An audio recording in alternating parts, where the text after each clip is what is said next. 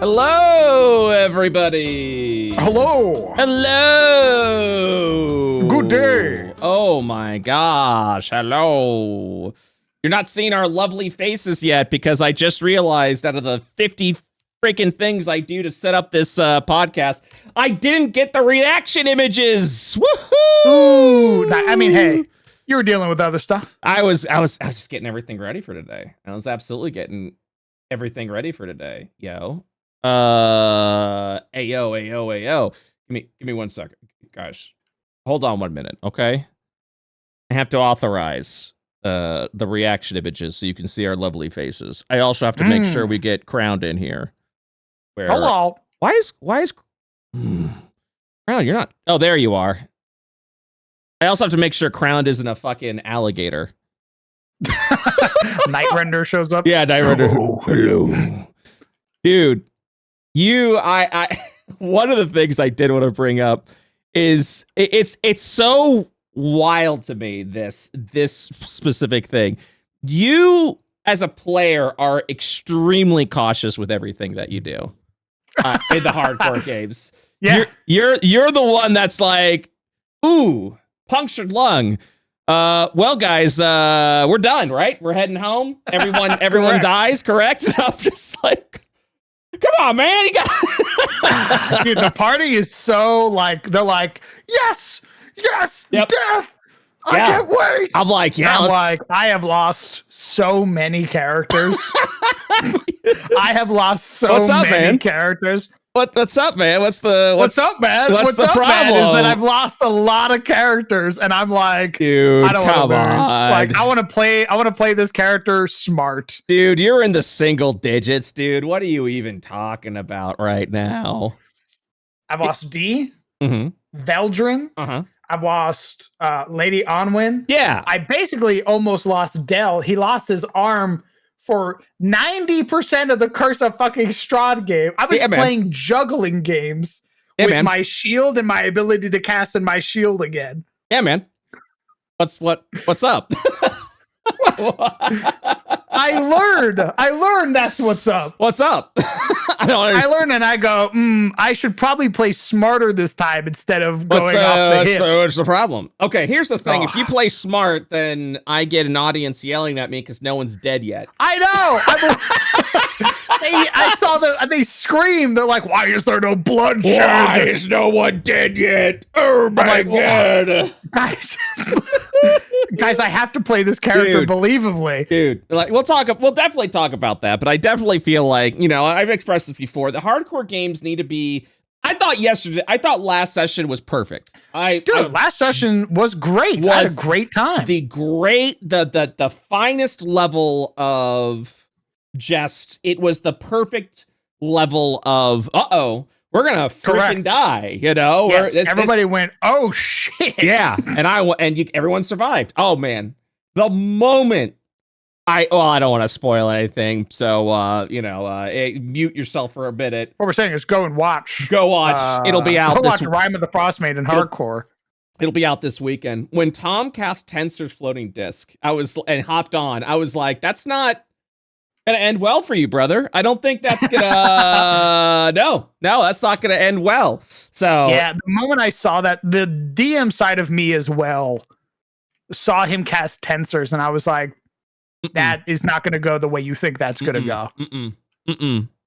Nope. And when you were like, yeah, you fall with the avalanche, I was like, that's exactly what I would have done. Okay, good. Because some people were definitely like, that's not how that spell works. I had to be like, back off. Yeah, sorry. Like the moment you were like, yep, you go with the avalanche, I was like, and he's fucking dead, because that's exactly what I would do as a DM. And because it was hardcore, I was like, coin flip. Coin flip. Oh, the coin flip was immaculate. Yeah. Big fan of the coin flip. Yeah, coin flip is wonderful for hardcore games because it literally is sort of that like do or die, and correct. I love coin flip. I love that we've added instant death to the injuries. Because big fan of that. Here I go again, just getting off topic. It's The one thing, I mean, there ain't no such thing as off. I know. I have this. It's my ADHD, ADD riddled brain where I go squirrel, and I'm like, let's fucking talk about this. I personally think in D&D, specifically in D&D, with the three strikes and you're out to being dead.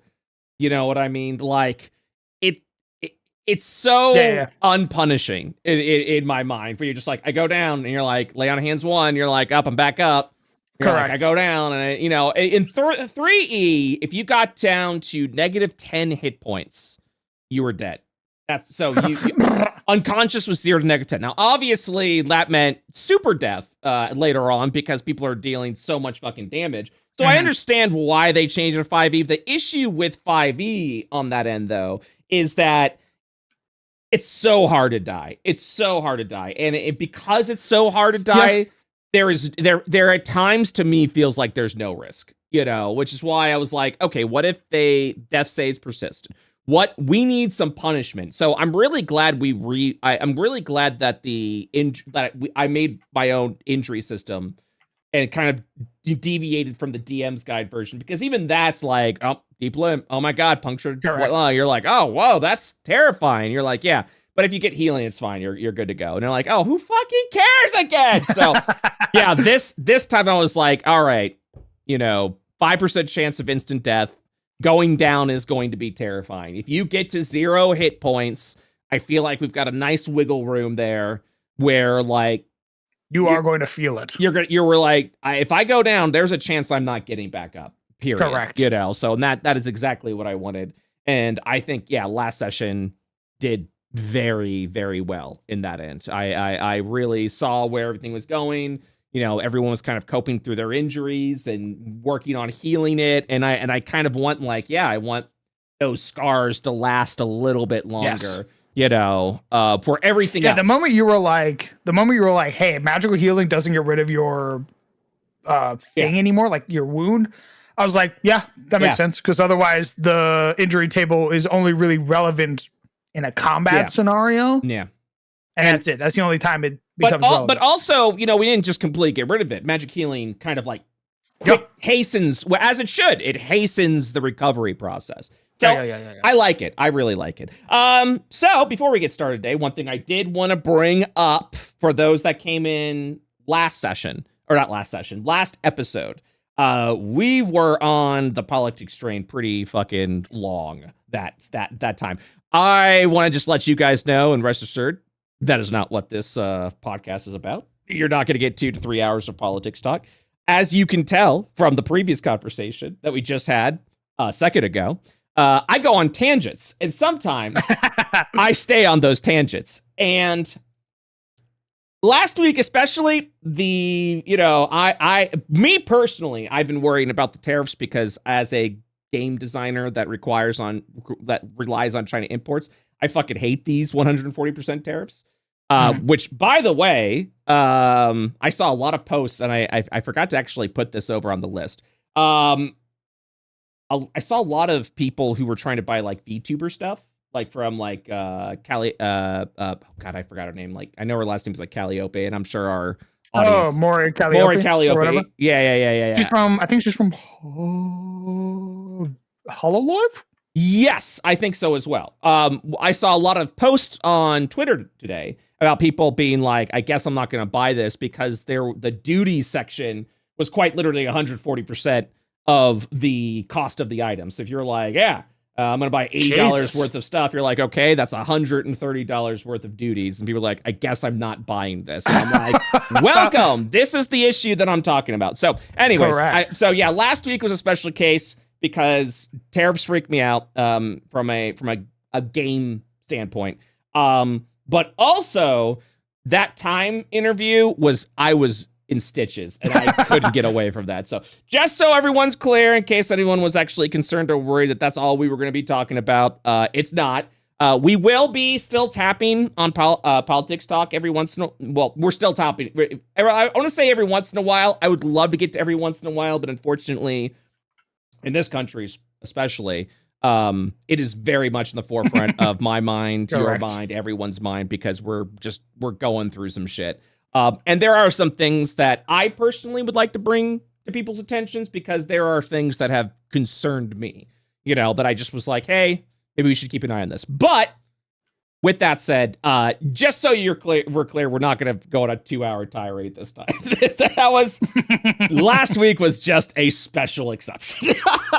But we will be tapping on everything. In fact, I actually have a docket here that I wrote out that is going to go into everything, with all of our politics talk going into our first section, which is the dumpster fire, which is where we kind of go into the how the what is going on currently, because Jesus Christ, the state of the realm. It essentially is the state of the realm. I will also be changing our category when we do get into not game talk, just so our TTRPG audience isn't being misled.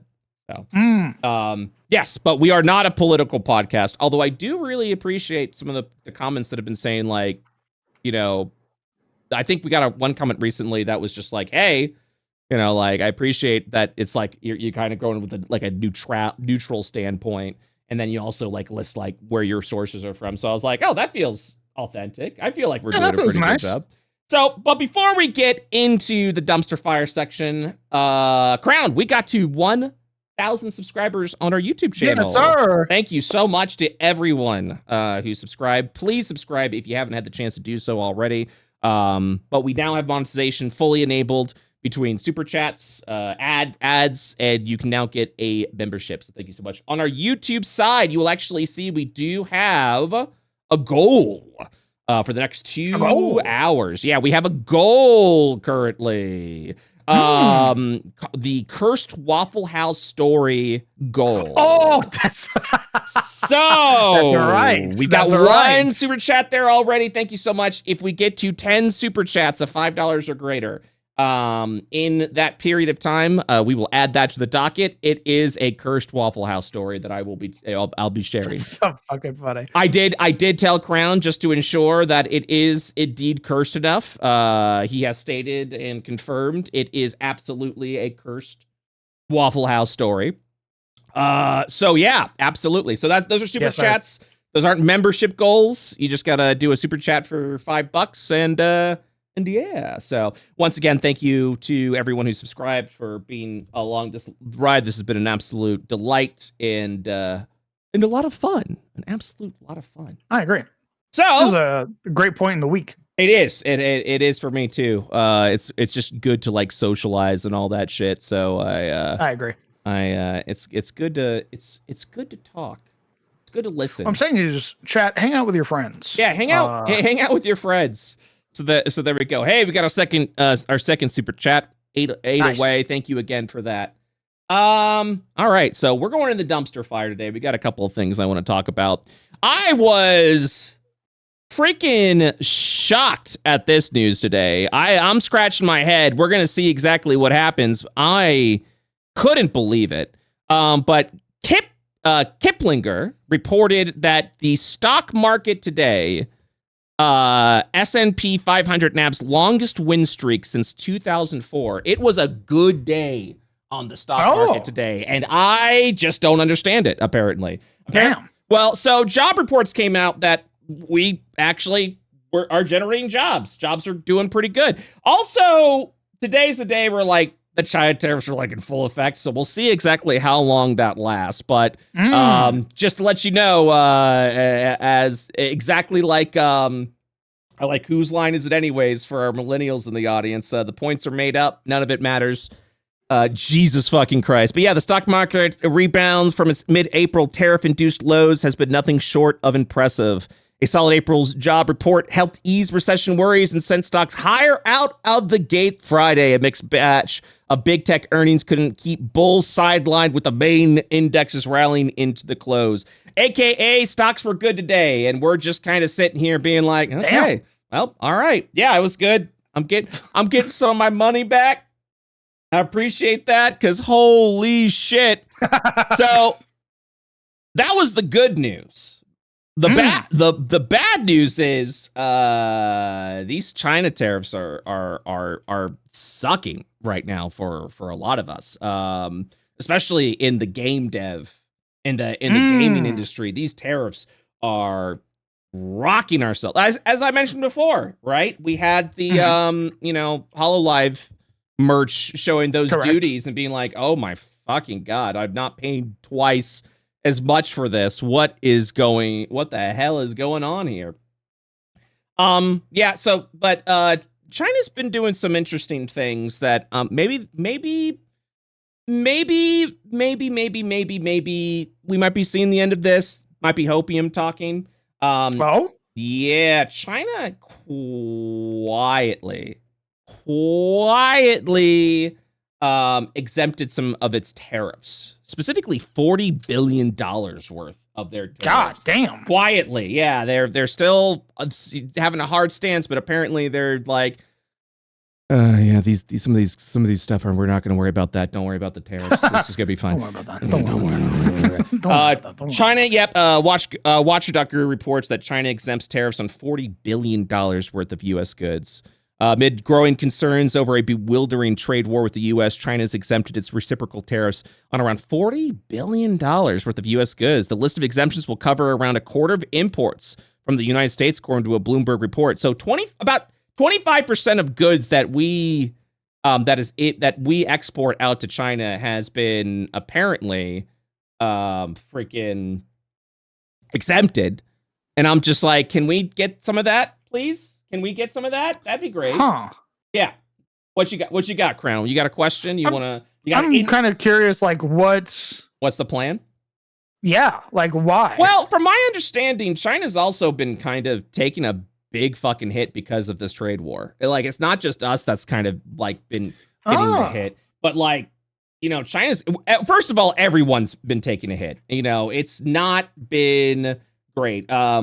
Our GDP is down 0.3%, which I know sounds like nothing, but that is kind of a big deal. I remember looking that up, like the conversion for like euros to USD and stuff like that.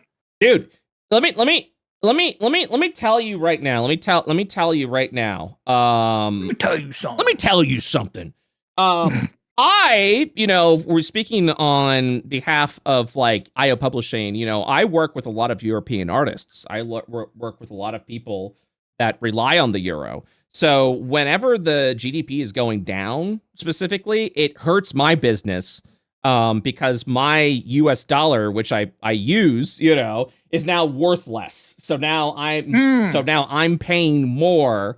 The artists so that the artists are getting the same, because you do have that. Gotcha. You do have that ability, right, to just be like, hey, U.S. dollar's kind of weak, so I gotta pay you under, and I'm not gonna freaking do that. I'm not gonna do that. I'm not gonna do that to my boys, to my artsy boys.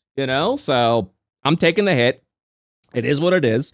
But good God, it's just God damn it. I am feeling it. Between the tariffs and the US dollar valuation going down, it's not been good. But as I mentioned before, it's not all bad news, because when I wake up in the morning, the first thing I do is I pull out my phone, which I shouldn't be doing. Mm-hmm. I go over to Google News, which I shouldn't be doing, and I go, China tariff. And I go, please, maybe it's all over and we can actually get our products made and everything's going to be good.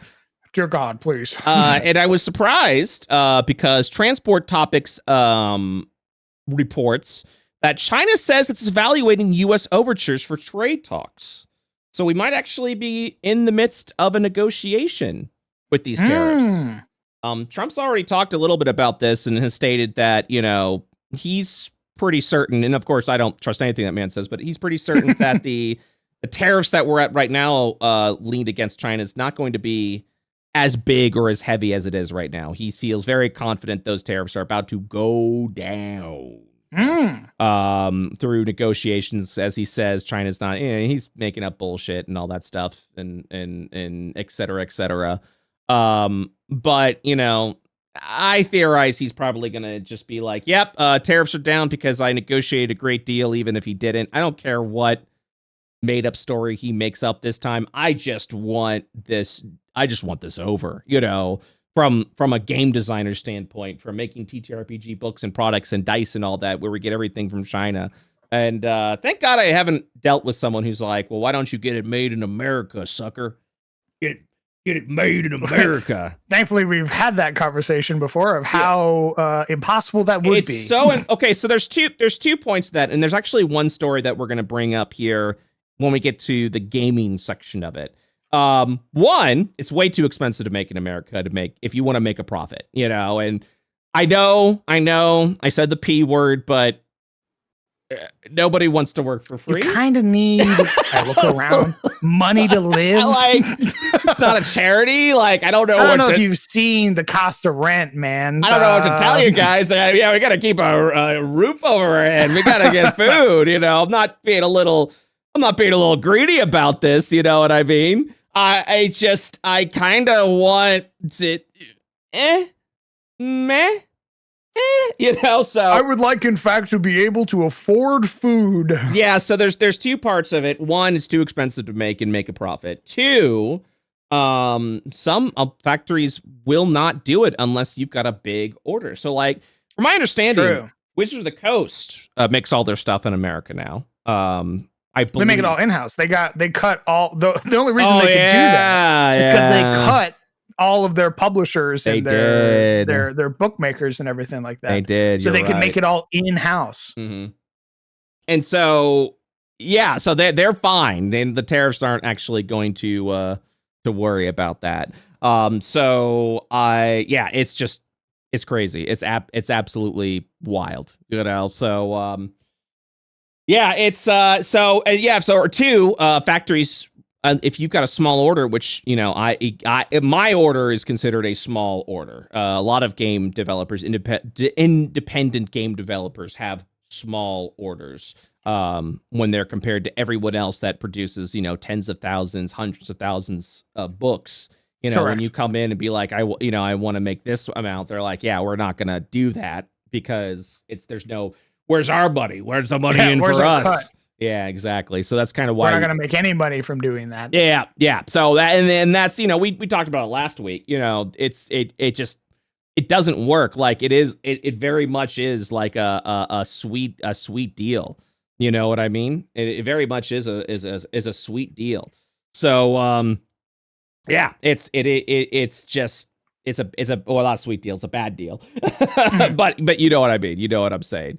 So that is what's going on. But if we can get these talks done, I'm hopeful that these tariffs will be at least reduced to a more manageable amount. But we'll see. And this is speaking entirely as a game developer. So yeah, that's there. So, and then a lot of wishfulness. Yeah, it is a lot of hope. It's a lot of finger crossing because as an independent game developer, I can't, I understand, if I have looked into making in America and it's not there's just no way. There is no way. Easier said than done. Well, okay. So let's talk numbers. Let's talk a little bit of numbers, depending on where you get your book manufactured. If you're selling a $60 book, you're looking, and depending on how many books you make, that's also another big thing.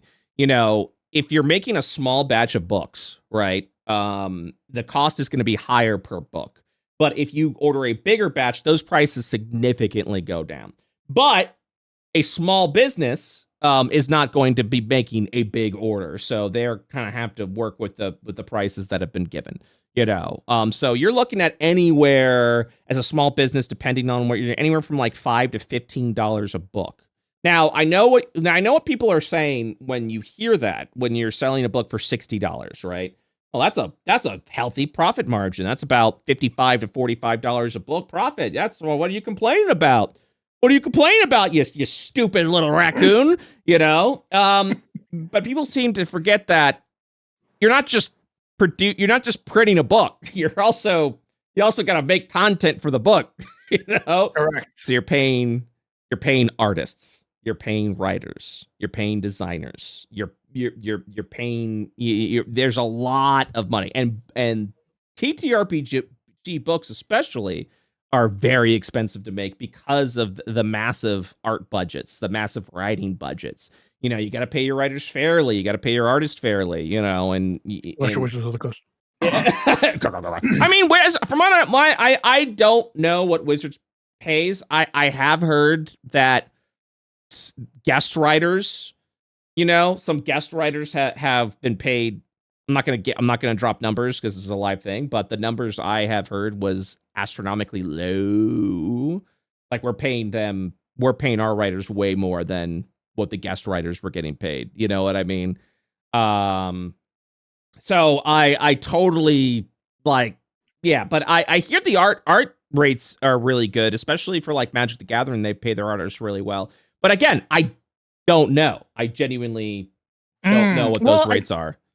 I think they'd get away with paying their Magic the Gathering people more because Magic the Gathering is their fucking so much money. It fucking prints money. So of course they can pay their people reasonable wages, you know, livable wages. Yeah, absolutely. But if you're D&D, if you're making shit for D&D, they're like, I hope you die. I can't wait until you die off so that way I can use a machine to do it for me. Jesus. So yeah, I mean, it's yeah, so there's a lot that goes into it, so that as a small business, you do have to get your books made elsewhere because here in the States, it's not feasible. It's not possible. So that's why you're hearing a lot of stories of just game makers, independent gamers just being like, man, we kind of have to hold out. We're going to have to wait on this. And finally, to wrap up our dumpster fire, and something I do want to talk about, which I do feel very important, is Trump is re-upping his threat to strip Harvard University of their tax-exempt status, which is crazy to me. This is reported by the Sentinel. Harvard was tax-exempt? Yeah, I guess it was. But yeah, Trump. Why? I don't know. In short, it's not free. What the fuck? Yeah, in short, I don't know. I absolutely don't know. But President Donald Trump on Friday re-upped his threat to strip Harvard University of his tax-exempt status, escalating a showdown with the first major college that has defied the administration's efforts to crack down on campus activism, which is, I don't know if you've heard about this. You know, the right to protest is under threat in this country, and where to the point where like, hey, you know, you can, if you are like over here on a student visa and the country, I have heard that. Yeah, and the country doesn't like, and the United States doesn't like what you're saying, bye. And that is ridiculous. That is terrifying. That is absolutely terrifying. He's underscoring the pledge that even as a federal law prohibits senior members of the executive branch from asking the Internal Revenue Service to conduct or terminate an audit or an investigation, the White House has said any IRS actions will be conducted independently of the president.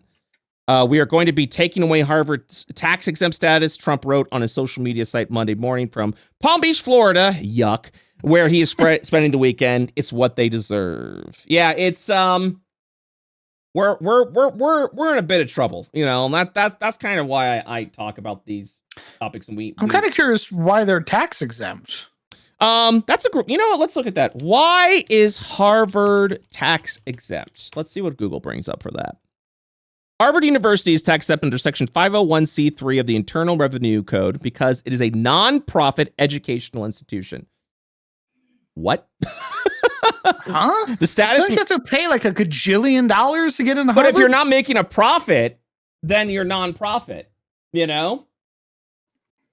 Which is why I'm like, isn't your tuition ridiculously expensive? What the? I don't know, man. I don't fucking know. That seems suspicious as fuck. I'm very ignorant on this subject, but I also am a little like, The status means it doesn't pay income tax on net earnings, and its donors receive tax deductions for their contributions. The IRS recognizes that universities like Harvard are operated for public educational purposes, which are deemed to benefit society. Yeah, maybe you know, or the community is saying most schools are tax exempt, so maybe something to look into. We should do. I say that, and then I immediately go, maybe we shouldn't. I was gonna say we should do homework. We should do homework on this, and then you were about to suggest something, and then you were like, "I don't want to do homework." Yuck, man. Yeah. No freaking way. So yeah, we'll have to look a little bit more into that. But I think it's more the reason why it's being pulled, right? I don't, there's this whole we got to crack down on college activism. Is it terrible? Terrible. If it was, man, if it's just that people are saying shit we don't like, that's lame as fuck. It is. If it's like, hey, Harvard's been found to actually been, doing some crazy shit with the money that they, shouldn't be getting, then I'd be like, oh, okay. But if it's literally like my political opponents are saying shit I don't like, yeah, that fucking sucks. and that's these are the reasons why I want to talk about this, because it's bad, man. It's bad out there. And ultimately, I think to wrap up our dumpster fire segment is just, hey, be safe out there. Be careful out there. Just, man, be safe. Yeah. Be safe. Have a backup plan. Keep an eye on the news and know what's going on. I don't want to cause panic or anything like that, but keep an eye out. Keep an eye out. Watch out for, especially if people are here on a green card or have a visa, shit's getting weird. Have you seen the video of I know you said we're about to leave the. No, please. Have you seen the video of the, one of the college activists getting basically picked up by plainclothes cops? Oh God, no. I mean, getting arrested. It sounds familiar to me, but I can't recall that, but that also doesn't surprise me. And that's bad. That I'm just like, yeah, that sounds about right. I'm whistling, I'm walking, that's terrifying. Terrible. So yeah, just be careful out there, everyone. Absolutely do that. Oh my gosh. So wrapping up our dumpster fire segment, I have to give a shout out to our YouTube community. We just got the 10 super chats. A lot of $5, a lot of $2, and I got to give a shout out to one Ruben Crayford for a $100 super chat to wrap it all up for the 10th super chat. Thank you so much for that. What a lad!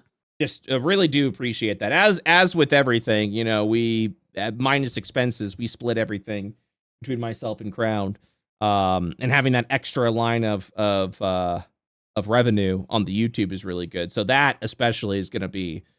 Thank you for allowing me to afford groceries. Yeah, freaking sick. I appreciate you a great deal. Yeah, especially with more than you could ever know. Yeah. I appreciate you. Yeah. All right. So, guys, we did unlock the Waffle House story.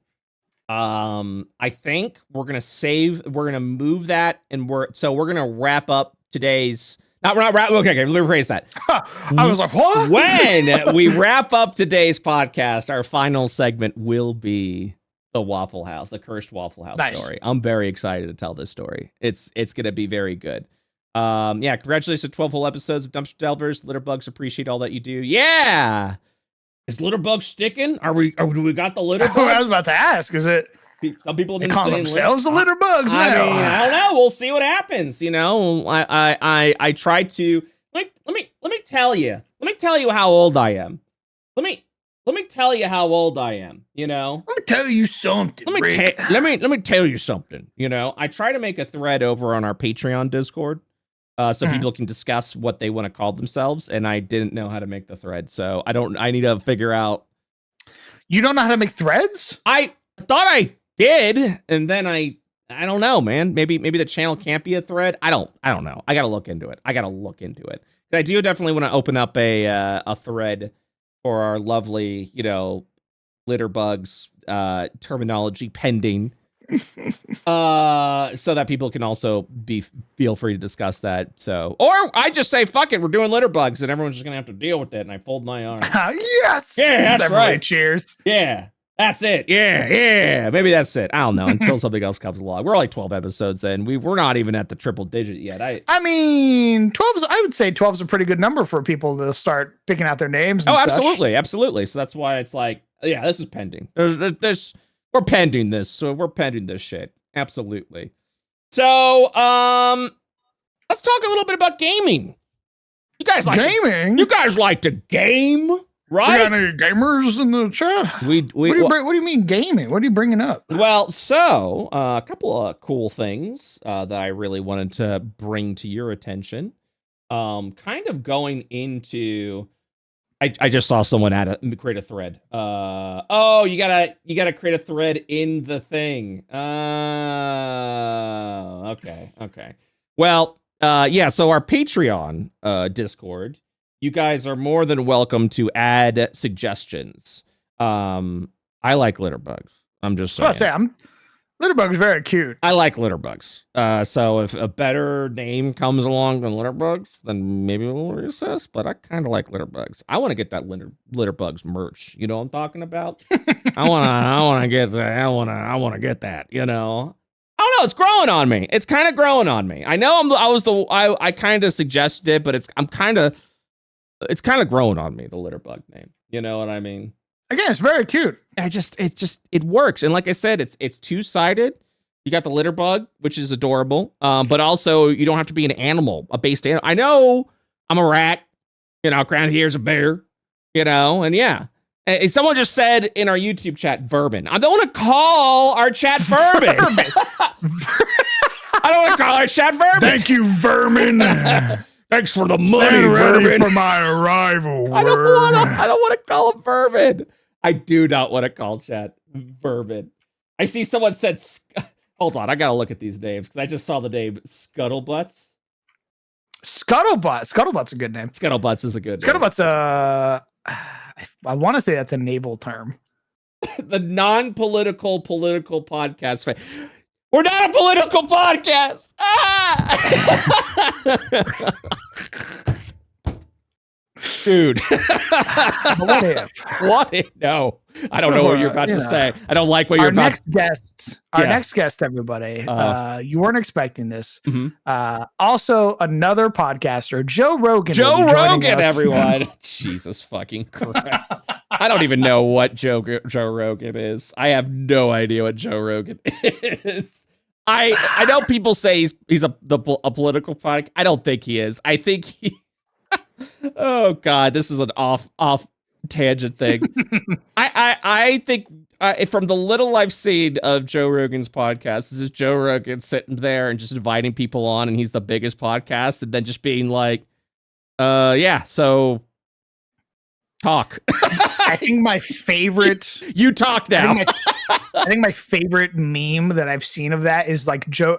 Imagine Joe Rogan as like a Khan during like the height of like the Mongolian Empire, basically grabbing scholars off the road and then sitting them down in his yurt and being like, you tell me why stars sit in sky. And they're like, well, it's actually because of this. And he's like, other scholars say this. Are you saying liar? Like, that's basically the Joe Rogan experience. The only thing I remember of Joe Rogan is there's a video meme out and he's like, but what about cheeseburgers? Like, I don't know. That's all I know is he says cheeseburgers and then he goes, whoa, like he looks high as fuck. Yeah. I am not doing that video justice, but that's all I know is just, you ever have cheeseburgers? Like, that's all I know. Shit, man. Like that's exactly it. Well, kind of going off our dumpster fire talk and into this next section, which is also gaming news. Reported now. I do want to let you guys know. What the heck? Hold on. There you go. Yeah, get that cam back on. I can't wait to get my. We need to talk about my PC, dude. We're gonna talk about my new PC. Well, not my new PC, but like my PC that's currently repaired on. Man, that thing went through a journey. We'll talk about that soon. All right. But yeah. So I do want to let you guys know. We're not sponsored. But all of our dumpster fire segment. I recently got a subscription to this sort of like news aggregate application. I won't say what it is because I want them to pay us. But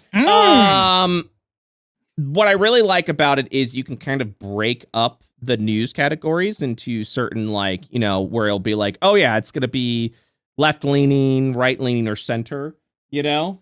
Okay.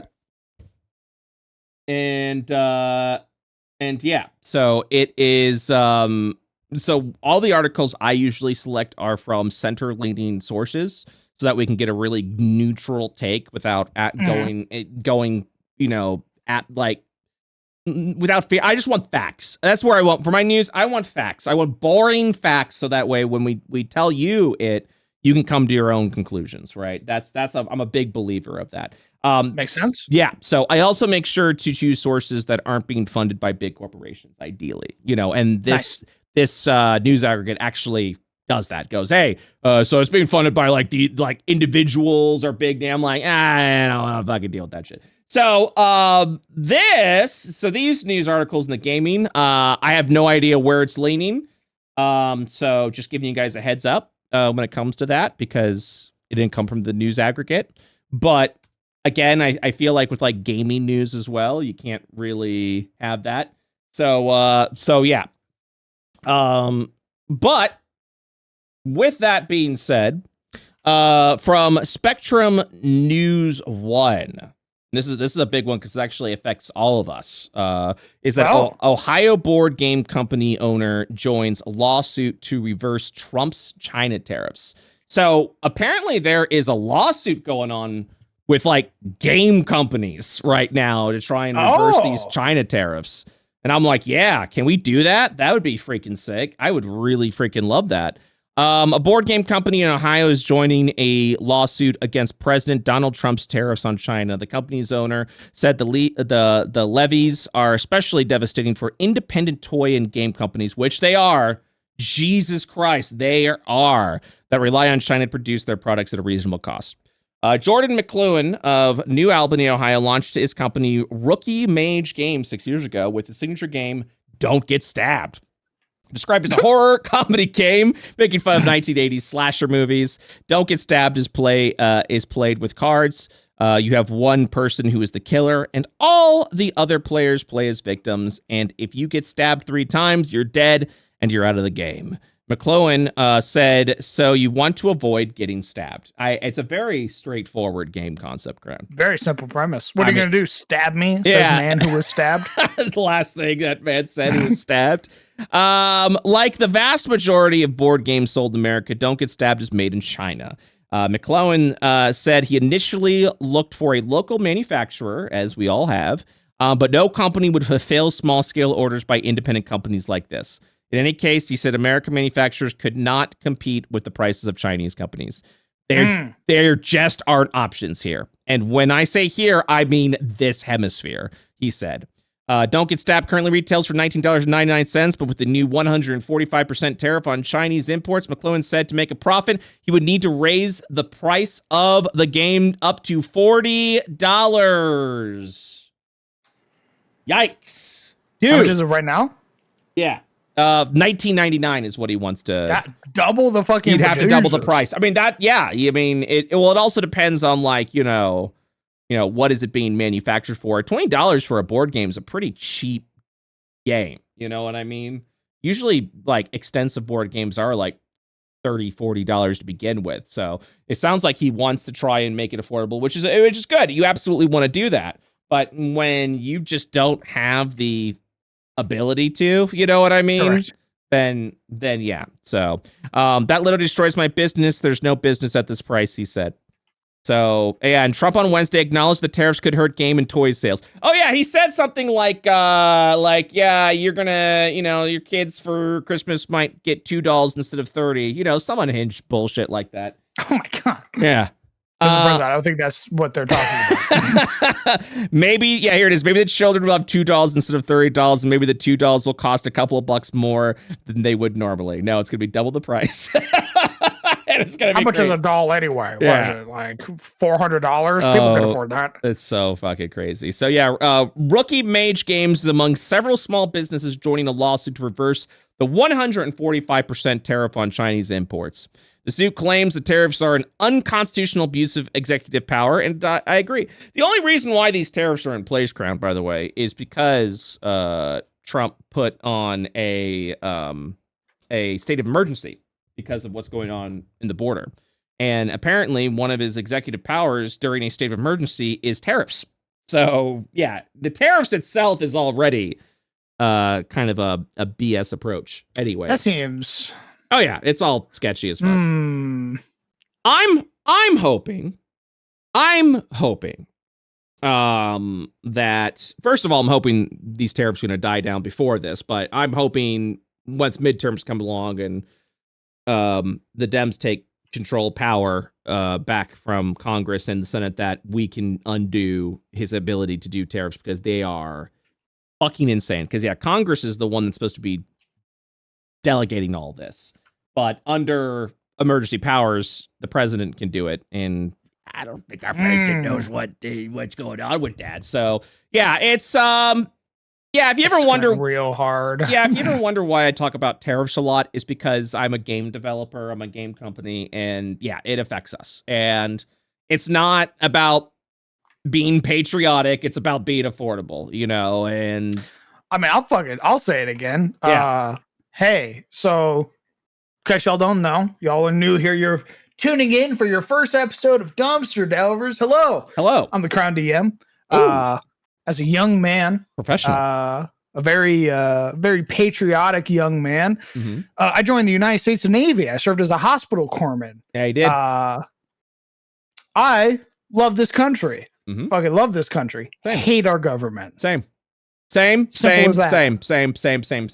Love our country. Fucking super pay, like USA. Anytime that fucking USA thing comes up, that's me, baby. Yeah. That's me right fucking there. Go USA, 4th of July, fireworks, all that shit. Yep.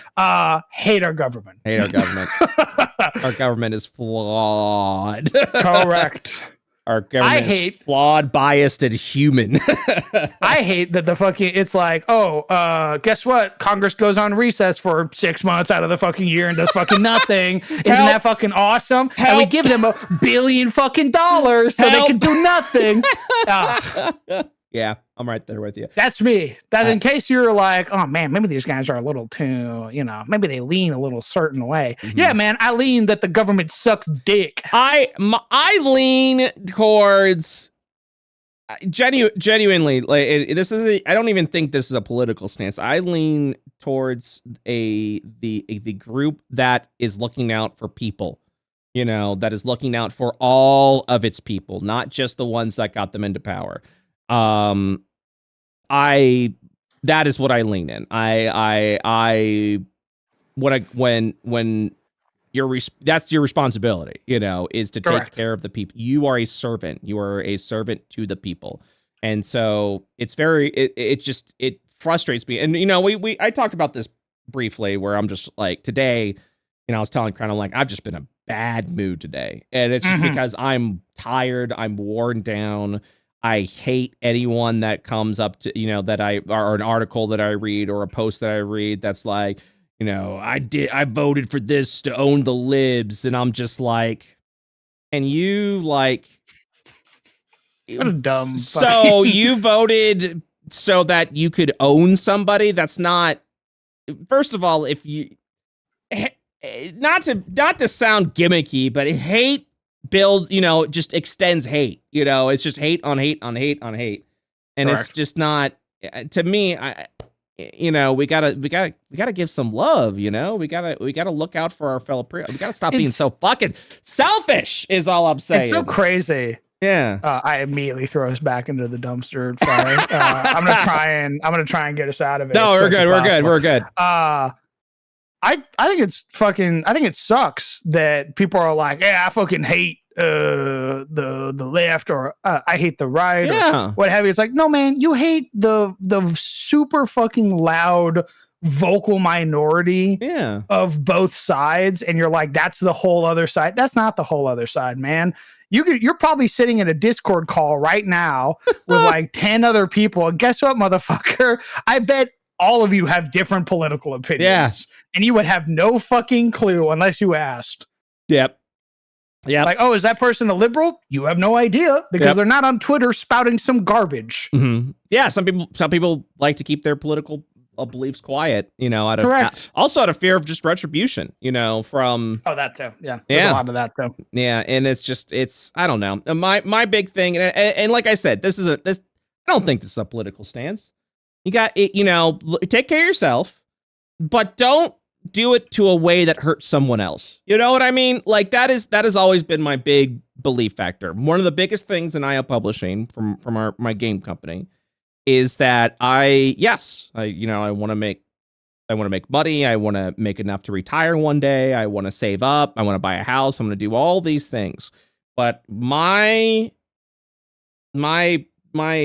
creed essentially is that I'm not going to do it hurting someone else. You can't. There's no reason to. I've discussed this example I've given you all the time, right? All the time is like trillionaires shouldn't fucking exist. And I know that sounds like some hippy dippy bullshit, right? But I mean, like, who needs $1 trillion? Right. It's not who needs it? There's no it's reason. Not like they get it legitimately. All the people are like, hey, pull yourself up by your bootstraps. They didn't, motherfucker. They abused the system. Yeah. They're not paying taxes. They're doing all this shit. They're hurting people. They're underpaying, and they're a trillionaire should not be in our lexicon. It just fucking shouldn't, man. Correct. It shouldn't. Like once you get like $1 billion, you should be reassessing yourself. Genuinely. Like if you're like, well, you're worth $1 billion. I would want a moment to be like to reflect on that, where I'm like, okay, $1 billion. How exactly did I get $1 billion? Because I right now with where we're at and everything, and if I'm smart, I could see myself being a millionaire one day. I think it is well worth. I think it is achievable to be a millionaire. Just in the it's a small chance, but in a lot of life, I think it is achievable to be a millionaire. Unfortunately, you can't do it through 9 to 5 in America because, again, rich ass companies are trying to pay you as little as possible. Correct. So that they can get their big bonuses. So how much can I pay the guy with a family to basically be here as much as physically possible and still make a profit? So I do think it's possible to be a millionaire. You do have to think a little bit outside the box, and you do, I feel like, have to go your own way, which is very risky. I am not a millionaire. I am not. No, there's no. I'm not. I'm just simply not. And to get to where I'm at, where I'm like, okay, I'm starting to I actually have a savings now, like it's wild to me that we are in an economic time where like having a savings is like a bragging point now where you're like, oh my God, you have savings? You have savings? You're rich. Holy shit. You're like, what? Yeah, what are you doing with those savings, rich man? I'm like, I don't know. If I get injured and my health insurance is a coin flip on whether they're covered or not, I kind of want to make sure I have some way to survive.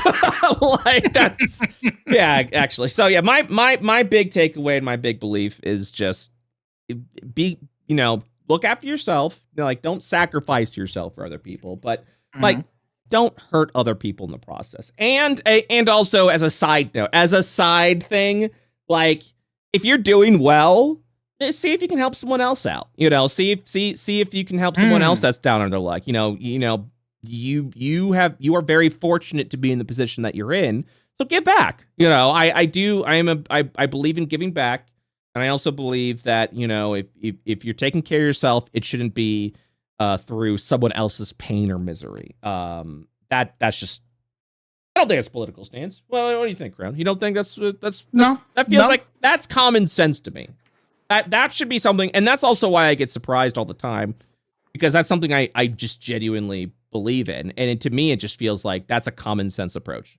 That's something that I thought everyone believed in. Nope, apparently not. And that, and that's sad to me, and I think that's why, especially with what's going on nowadays, that it's a little heartbreaking, that people are just want to be angry and want to do whatever they can to hurt another person that doesn't necessarily believe in what they believe in. That just sucks, man. That just is really bad. So, but we do have some good news, or what I believe is some good news that's been reported by Ars Technica, which wasn't really reported a lot on. This came out today. I didn't see a lot of people talking about this. Epic Games Store. You know Epic Games, right? Mr. Fortnite. Brother, I was just playing Fortnite today. The new season of Fortnite's fucking awesome. Oh, man. Well, they completely eliminated revenue fees for small developers. You want to repeat that? You look confused. Yeah. They eliminated the revenue fees. So, Epic Games, I assume, takes a portion of your profits. Oh, okay. They've eliminated it. It's been over 6 years since Epic started undercutting Steam's 30% revenue shared for developers. Which, by the way, in case you didn't know, if you release a game on Steam, Steam gets a 30% cut of that. Period. Doesn't matter what size you are. Doesn't matter what it is. And that's the standard usually when it comes to a lot of these agreements. Well, a lot on these platforms is you keep 70%, they keep 30%. So Steam, you keep 70, Steam gets 30. Drive-thru RPG is the same way. If you release a book on their product, it's a 70-30 split, where you get 70, Drive-thru RPG gets 30. So it's a very standard platform agreement. DM's Guild, which I've always said, like, if you want to release stuff on DM's Guild, fine. I'm never going to do that personally. Mm-hmm. It's a 50-50 split. So, damn. Well, and that's because you get 50, Drive-thru RPG gets 30, Wizards gets 20. But the plus side of that is you can use their IP. So if you wanted to make a book about mind flayers or a campaign in the Forgotten Realms or anything like that, you can do that and release it on DM's Guild. The problem is you can only release it on DM's Guild and nowhere else. DM's Guild has the allowance to allow you to do that. So, personally, I think it's a good deal if you really want to make like a Forgotten Realms book or a book about Elminster, or a compendium of beholders. Like I think it's a good opening. I think it's a good open approach. From a money making standpoint, I don't think it's the way to go personally. But that's just more of a personal belief. So, so it's been over 6 years since Epic started undercutting Steam. So on Epic, they only ask for a 12% of the sale on on its then new Epic Game Store. So it's already competing with. So yeah. To be fair, Epic fucking prints money. Yeah. Well, yeah, they got Fortnite. Print money. They don't need 30% of whatever the fuck you're putting out, because they're already generating a shit ton, and then you having your game on their launcher is a huge bonus for them, because they can give that game away for free. Right. Say, oh, you want to play it? Just download the Epic launcher, and now we have you, and now you can play whatever game you want to play. Now we fucking have you. Correct. Now that I'm in your computer. So it's a 12% on sales on its Epic Game Store. Now Epic is going in further by reducing those fees to 0% for a game's first $1 million in annual sales. That's pretty good. I like that. Really good. The newly announced fee structure will go into effect in June. Epic said it'll apply developers' revenue on a per app basis. After the first $1 million in annual sales, apps will be charged the usual 12%. Which, that's a good competition, competing model. Looking out for the little guy, Epic's focus on low end of the gaming revenue scale is something of an inverse of Valve's fee structure on Steam. In 2018, Valve cut its default 30% revenue share to 25%, but only for lifetime per game earnings in excess of $10 million. Okay, so after $10 million. So it's a 25% cut. $10 million is a lot of fucking money. But It's a 25% cut up to 10 billion. And then it goes back to 30. So whatever. Valve's fee goes down again to 20%. It goes down as you make more money. So yeah, so extra fuck that. So you have to make $10 million for it to go down to 25%. Prove yourself. Yes. Then you have to make $50 million to go down to 20%. That's insane. That is ridiculous. The better deal for bigger developers setup drew particular ire from Epic Games CEO Tim Sweeney shortly after it was announced. Right now, you assholes are telling the world that the strong and powerful get special terms, while 30% is for the little people, Sweeney wrote to Valve in a 2018 email. God damn, I didn't realize it was heated like that. Holy shit. That's some strong energy right there. Hey, assholes. It's true, though. It's true, though. You only get the better deal if you make a lot of fucking money. That's insane, man. Unearthed during the company's legal fight with Apple. We're all in for a prolonged battle if Apple tries to keep their monopoly and 30% by cutting backroom deals with big publishers to keep them quiet. Why not give all developers a better deal? The first 3 years of Epic Games Store were characterized by a hand-curated approach to gaming offers, focused on establishing developers and flashy exclusives to attract new customers. Back in 2023, though, Epic officially opened the store to self-publishing, allowing for a flood of hundreds of smaller games such as Fell in Love with Cozer 4 and Vacation Adventures Park Rangers 17 Collections Edition. That's just a bunch of words to me. A highlight, just a couple of recent upcoming Epic games. They're going to lose a lot of revenue under this fee structure. But yeah, I mean, that's wild. That's crazy. So that's good. You know, this has to be at least a little disappointing for Epic, considering the game company fell well short of early hopes of becoming 35 to 50% of the PC gaming market by 24, which they're not. Valve is still king. But you know, options are good, man. Options are good. So that, I mean, I don't use Epic for literally anything other than Fortnite, but I mean, Fortnite itself is just pretty money. Like it's just, dude, it's crazy. I went from like being like, I don't really care about Fortnite to now I have like the crew subscription. Yeah, which is like, so if you don't have crew, you have to buy every battle pass individually, and they're like $10 each, and there's like 5 passes. That's $50 right there. Right. Or you pay $12 and you get access to every single pass. So I'm like, yeah, I'll just do that. Not only do you get that, they also give you bonuses if you stay subscribed for longer. They give you like 1,000 V-Bucks, which is like $10 worth of V-Bucks every month. Yeah. What I'm saying is you need to play Fortnite with me again. That's what I'm saying.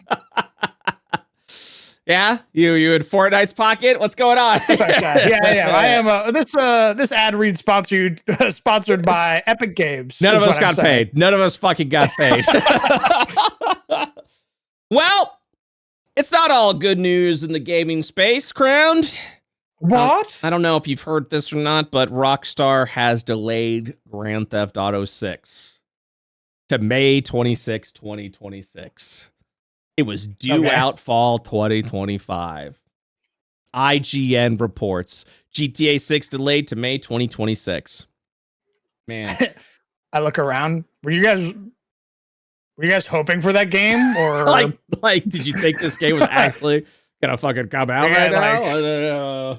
I don't understand. Are you guys just like really hoping that it was gonna pop off? I have given up hype on game release dates. I don't expect them until like the week before, where they're like, good news, it's coming. Like that's the only way to like do gaming nowadays. I will never bitch at it. I will never bitch at the fact that a game has been delayed. You will never catch me bitching about that. Ever. Yeah, I mean, like, if I was a kid again. Yeah. Yeah, I'd be a little upset if I was a kid. Yeah. I mean, if I was like a child and I was like, my favorite game is getting delayed again, then I could see that being a thing. But it's like, okay, are you gonna make the game better?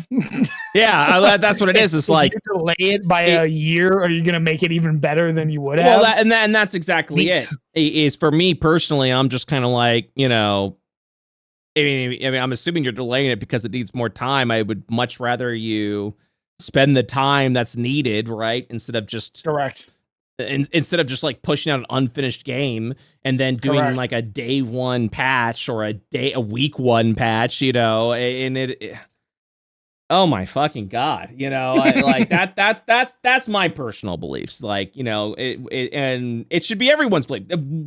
Back in the day when Blizzard was good, God damn it, their release date was it'll be done when it's done. And I stood by that. Because Blizzard was the GOAT. Any game coming out from Blizzard, you were like, fuck yeah, it's gonna be a great time. It's gonna be I believe that back in the day. Yeah, nowadays, yeah, fuck that shit. There is no good game company out there. That's not indie. Like, that's fair. Now I'm being I know I'm probably being pessimistic when I say that, because maybe there is, but like tell me a game company right now that you're just like, that's it. That's my company. That's, they're gonna. For a while, it was id Software until they fucked over Mick Gordon with Doom, and then I no longer trust you anymore. Yep. So I don't have a company where I go, that's my GOAT, that's my guy, that's the company I know I can trust. Like doesn't fucking exist anymore. Yeah, I'm specifically talking about AAA titles, right? I'm specifically or AAA companies. I'm not talking about like indie studios. No, that don't exist. What, indie studios? No. A AAA company that exists that I can trust nowadays. Yeah. I don't. That's not a fucking thing anymore. I don't even know what would do that. I wouldn't even know what would do that. Nope. Damn. Your camera died again. I know it's gonna die. It'll come back when it wants to come back. You'll be okay, man. Hey, man, it'll be okay. Brother. I know you want to see me.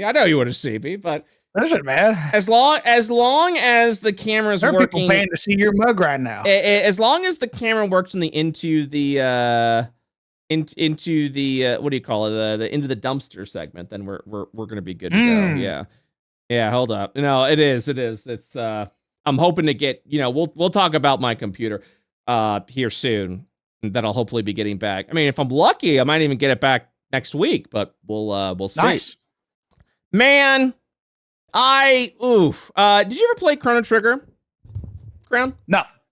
Do you even know what Chrono Trigger is? I think it came out probably before you were born.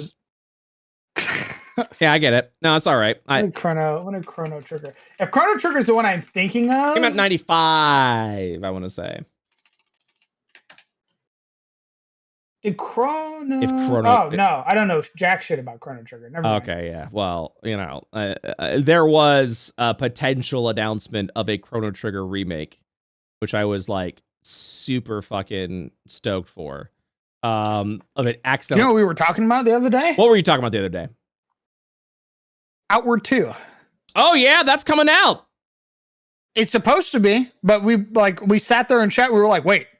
Has anybody heard anything about Outward 2? And then we all sort of sat around and we went, I don't think I have. I'm really hoping one day it will come out. Agreed. So we can play it, because that would be a lot. Agreed. That'd be a lot of fun. That would be a super. They were like, will you be playing it with Grandpa? I was like, I hope so, and I will force him to play it if not. I mean, yeah. I mean, why wouldn't you? Why wouldn't you be doing it with Grandpa? Of course you're gonna be doing it with Grandpa. You better fucking do it with Grandpa. Or I'm gonna be mad. I'm gonna be upset. Good. Are you now, when you say Grandpa, are you talking about is that your server's name for me? Yeah. Is Grandpa? Yeah. Son of a bitch. Yeah. Son of a bitch. You're surprised? No, I'm not. I'm not surprised at all that your community calls me Grandpa. That doesn't surprise me one fucking bit. Not one bit. All right, how about now? Can you see my Yes, okay. Welcome back. Okay, good. Awesome. Very good. It's a little laggy. Good. I'm very thankful I have this backup computer, but I am very done with this computer. Hey, you wanted to tell me about your computer woes. I did. Yeah. hold on one second. Okay. What happened? Let's talk about that. Let's talk about that. First, I'm trying to get this face cam working again. Give me 1 second. Take your time. Thank you. Please run camera hub to use. I'm running the camera hub, you dingus. I'm running the camera hub. Not good enough. Not good enough. Okay, you know what I'm gonna do? I'm gonna share my screen. Get ready for this. Get ready for this cheat code. How about now? A participant in your call has joined with clipping enabled. I have clipping enabled? That's what it told me. Fuck that shit. It gave me a little warning. It said, hey, call being recorded. Some dipshits might be recording you. You better watch out. Do you see the shared screen? Does that look good? I don't see anything, brother. Well, fuck me. I'm just going to stop streaming. I just see the little El Gato box. Yeah, I know. I don't know why it's doing that. I don't know what's going on with that. Maybe I can restart this. Hold on. I'm going to stop recording this. Sorry, everyone. He wants to see my face. I got to make sure that he sees my face, guys. Well, it's also just I'll fall on this sword for you, chat. I'll fall on this sword for you. Yeah, so it's not loading up. I don't know why it's not loading up. So we'll have to maybe it'll work at some point in time. But roast him in the Patreon Discord. Don't roast me. Don't. Please. Don't lambast him nonstop. Please don't Give do him it. no quarter. Please don't do it. I don't want to be roasted. At him specifically. If you at me, do not at me. I will legitimately lose my shit. I hate being added. Which I know sucks because I do at like my Discord when we have like big announcements, but you know, that is the price to pay when you're that is the rent. That's the rent due is you're gonna get at everyone. You know what I mean? Oh man. Let's fuck the Chrono Trigger story. You haven't played it. You don't know what's going on, so we're not gonna worry about that. So before we go into our next segment, we got segments now, guys. How crazy is that? Before we go into our next segment, my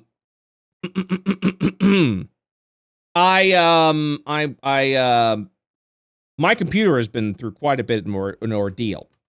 So for those that didn't know, last week or the week before, my computer was acting up, and we thought it was a CPU failure. The reason why is because it acted up before, and it was a CPU failure. And the reason why I do not trust the CPU is because the CPU is a Generation 14 Intel architecture CPU, which has a shorting issue where it receives too much power, so the processor essentially fries itself out. And this is a fun little story as well. Intel should have done a fucking recall when this started happening. They didn't.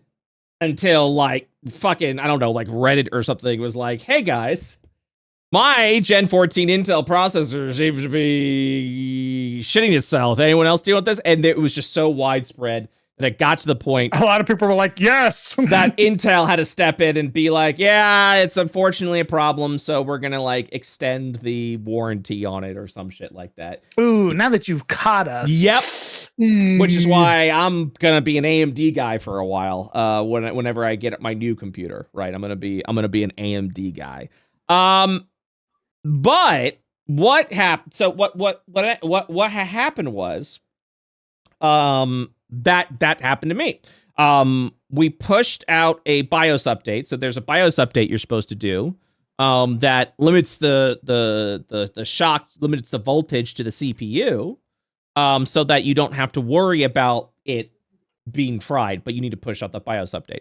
I did push out the BIOS update. The CPU still failed, and I was like, damn. It might have been too late for that CPU. That CPU may have already been fucked, essentially. Might have already died. Exactly. So I went, okay, all right. Well, so we got the new CPU. That should have taken care of everything.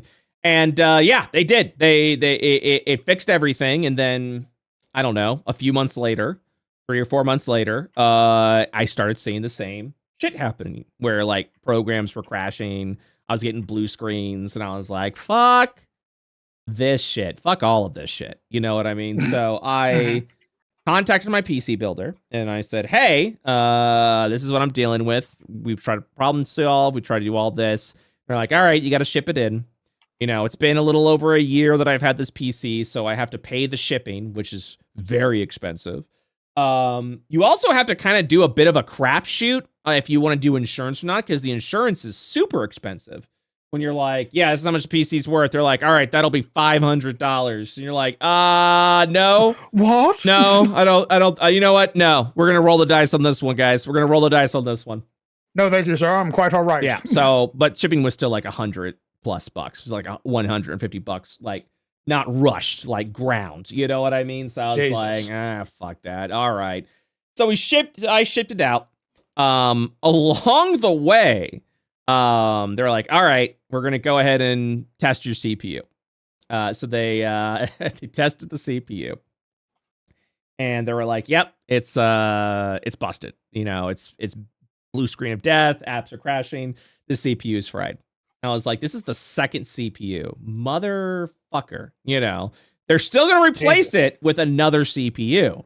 So they're giving me another Gen 14. I told them, I was like, well, can we upgrade to an AMD? Can we do this, blah, blah, blah, and I'll pay the money. But their fee was like really expensive. And like their fee's worth it with what they're doing with this computer. I want to be clear about this. They're basically resurrecting it. Yeah. So they definitely have a luxury charge on their building services, but it's worth it because they take care of you. They take care of everything you need. Like I said, I had to pay for shipping to get it there. But they're already like, yep, the CPU's fried. We're going to go ahead and do another one. And then they put another CPU and I don't have to pay any money for that. So I said, cool, sick. You know, I was like, hey, can we go to an AMD infrastructure, you know, architecture? And they were like, this is the price. And then I went, how much are the materials? And it was like less than half the price they gave me. And I was just like, if we're going to do that, I've got computer people here that I know that can get it done, essentially.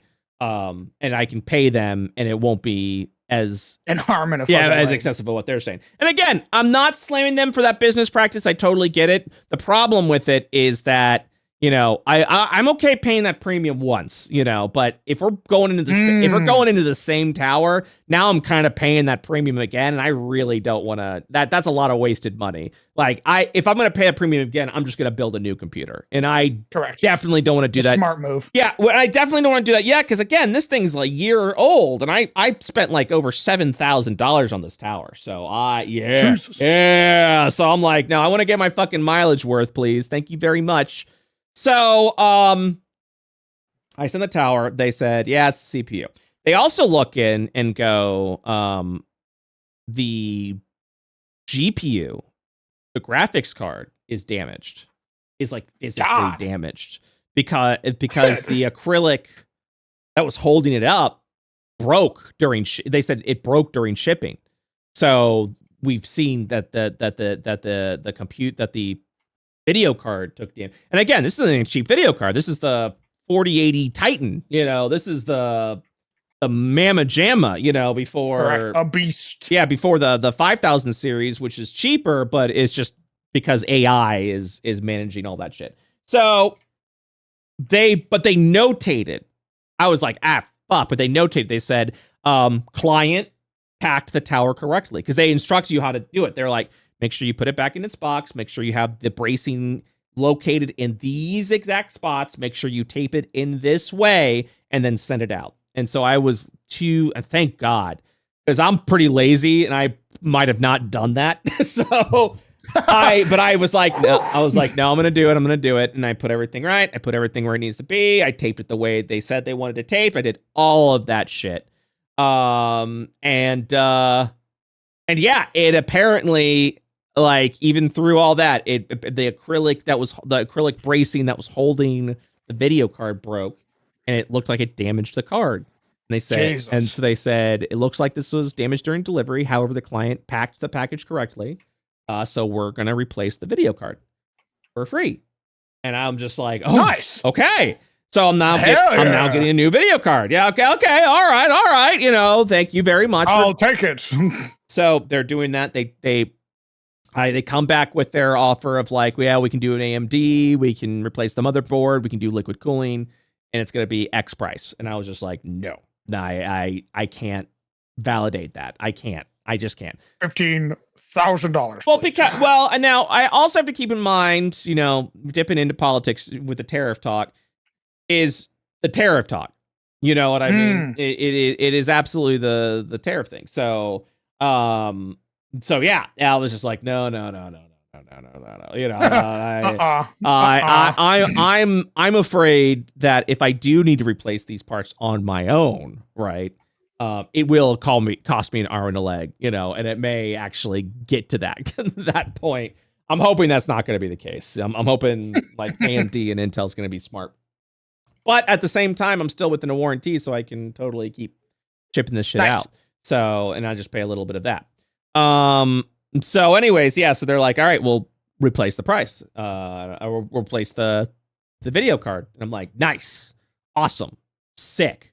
You know, so I got the video card. They came with their price on replacing all these parts. I said, no, I'm gonna roll the dice. You know, I'm gonna hope that a third Intel Gen 14 CPU does not burn out. You know, I'm gonna hope to God this doesn't happen again, because if it does, I am the most unfortunate part in the world. But also, I can again send it back and be like, don't know what's going on, you know. And they're probably gonna, you know, my worry if we do that though is they're gonna be like, all right, we need to see like your area because we know if something's shorting it, you know. And for me, it's where the fuck are you living? Yeah, what the heck is happening? So yeah, but anyways, they're like, yeah, I'll put it in here, blah blah, and we'll do that. So I said, okay, sounds good. Hopefully this doesn't happen again. I was also worried about the motherboard. My tinfoil hat theory was the CPU burned out and in some way damaged the motherboard, to the point where now the motherboard will just fry the CPUs. You know what I mean? So I was like, maybe it was a motherboard issue. And I told them that. I told them that theory, and they're like, nah, we don't think it's a motherboard. These are the issues that are being shown, and to us, this means it's the CPU. And I was like, okay, like you're the experts. Maybe we just got shit luck. You know what I mean? I will say, yeah, something that I have heard a lot, especially with the Oblivion remaster. Yeah. Is that a lot of people were complaining that their 40 series don't say that were getting shit on. No, we're getting shit on. Like I run Oblivion buttery smooth, and I got a 3080. No. I'm gonna call bullshit on that because I saw you watching. I watched you stream, and there were several points where it was lagging. Not bad, but there were points where it was like pausing and then kind of like catching up. There are people with the 40 series that can't even run the game. Don't say that to me. I don't want to hear that. Why would you? That's like all over Reddit, man. Why would you tell that? Why would you ruin? I'm just saying it's what I've heard. Okay. If there's a situation that's arising right now, you might want to look at that fucking Titan of yours that's shit in the bed. Don't talk to my baby girl that way. Why would you fucking say that? I paid a lot of money. I did pay a lot of money, dipshit. What do you mean, jackass? I paid so much money. Please. Don't tell me it's a fucking lemon. I mean, look. It's all right, man. It's okay. It's all right, man. It's okay. I just want to play Oblivion. Well, I do have an Xbox One, so I'll just play it on that if it is doing that. So I do have a backup console. You want to talk shit about my Xbox too? Or are you vomiting about my Xbox? The only good Xbox. The only good Xbox was the Xbox 360. Xbox, the first Xbox. Original Xbox was like 360. It had Halo on it, so it was the best fucking Xbox. Yeah, watch your fucking tone. Dude. I also had Xbox 2. We had fucking Halo 2. Brother, you sound even like better. You sound like you're on the fucking playground right now. Xbox was best box, and I'm like, yeah, well, why? You're right. Like, and then I got a PC, Halo. I immediately sold my Xbox and never touched it again. Had Halo. It had Halo. Now the Xbox. No, I will say the Xbox 360 was the bee's knees, was the shit, dude. Like, and I was a diehard Sony fanboy.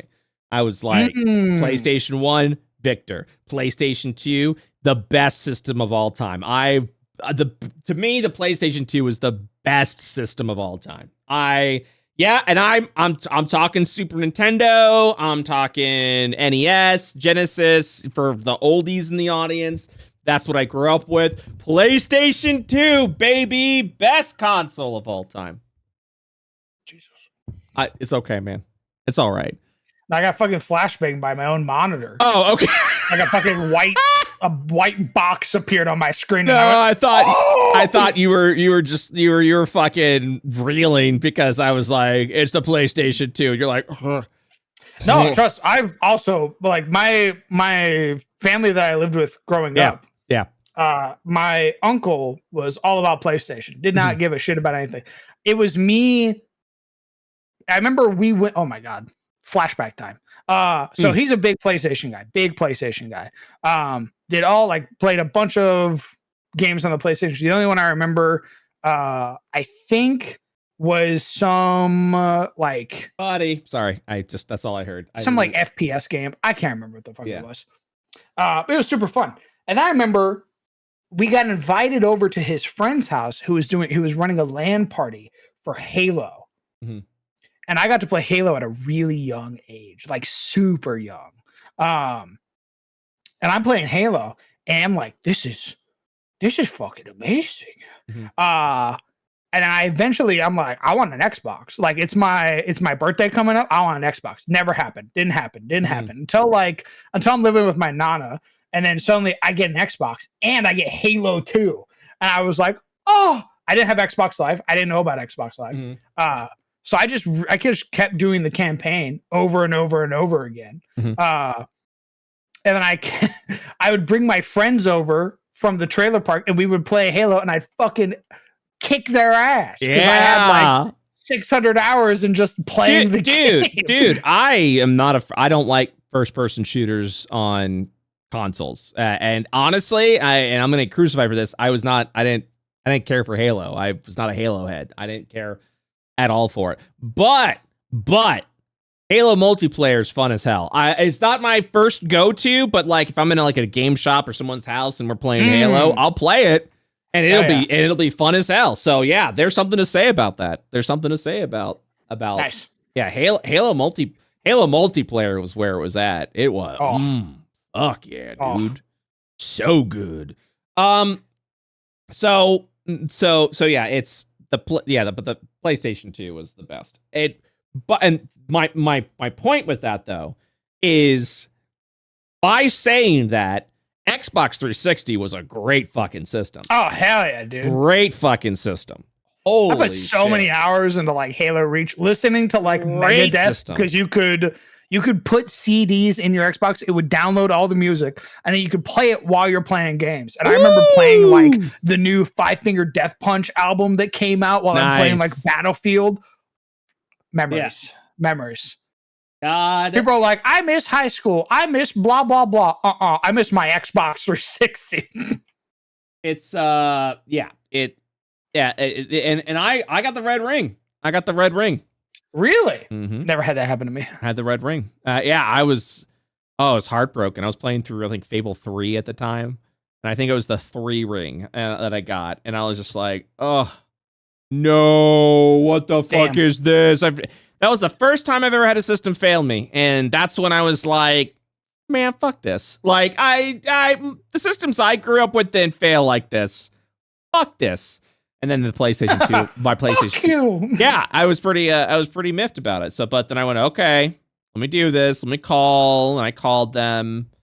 I called a whatever number it was, right? And I was like, what bullshit is this going to be? And they said, okay, what's up? I'm like, I got this red, it's not turning on. I'm like, how many rings? It's a 3. And they're like, okay, we're going to send you a package and you're going to then pack your Xbox 360 in it and send it out. And it's a prepaid package. We're going to then replace it and then, and then we're going to fix it and we're going to send it back to you or replace or fix. I don't know what they said. And I was like, okay. Damn. So they sent the box. It was prepackaged. They instructed how to pack it. I did it. I sent it out. It was prepaid, so I didn't have to pay anything. And then after, I don't know, a few weeks, maybe a month, they sent one back to me, and it worked. And that's the end of that story. I was very impressed. I didn't pay a fucking dime. It was great. And I kept playing 360. It was fucking awesome. Yeah, no, it was really good. I don't know how we got on this topic. Oh, yeah, because you were fucking bullying my Titan for not being able to play Oblivion. That's right. That's right. I remember what you did. I'm mad at you. Damn it. So close. So close. Grandpa's quicker than he looks. So, but anyways, what I was continuing on with my computer story, though, because we weren't done. So I was like, all right, so maybe, they're saying it's not the motherboard and that the CPU should work. I just had bad luck. And I went, okay, fine. We got it. We can do it. It's all good, So they're going through the notes. And then hold on. Let me actually pull this up. I can read the note. Assuming I have the fucking computing power for it. Jesus Christ. My computer's like, my computer right now is like, because I got like three windows open and all that shit. Yeah. You're also trying to record. Yeah. Oh yeah. It's all coming together. I'm tired, boss. I'm so tired. Okay. Oh, actually, nope, it wasn't shipped. I was wrong. Where the fuck? Anyways, the key thing that I was trying to say is that essentially what had happened was. Oh, wait 1 second. Oh, did it get shipped back? It's outside your door right now. Oh my god! I'm so sorry. I'm trying to find this thing. Complete. That's 4. Wait. No. What's 4/15? 4/15 was April 15th, right? Yeah. Is it this one? I've got so many repair tickets. It's not even funny. Me just trying to go through all this shit. Nope. God damn it. Anyways, what had happened was they were doing the final benchmarks and they were like, CPU is running at half its power. GPU is also running at half its power. And then they tried the parts again on their test machine and it ran at full power. And then they went, guess the motherboard also got damaged during the shipping. Jesus, man. Because of how the acrylic broke, because the way the GPU like snapped in the tower, it also broke the motherboard. And at this point, I feel bad. Like I genuinely feel so, because they're giving me this the system. They're replacing these parts. And I'm just over here being like, oh my fucking God. You know what I mean? Like, oh Jesus. Like they have to do all of this shit. Yeah, it said here. Yeah. It said, I began by imaging for the CPU. Yeah, the GPU bracing took heavy damage. And then they said, uploaded benchmark scores and reviewed results. GPU bandwidth scores were roughly half of the expected value.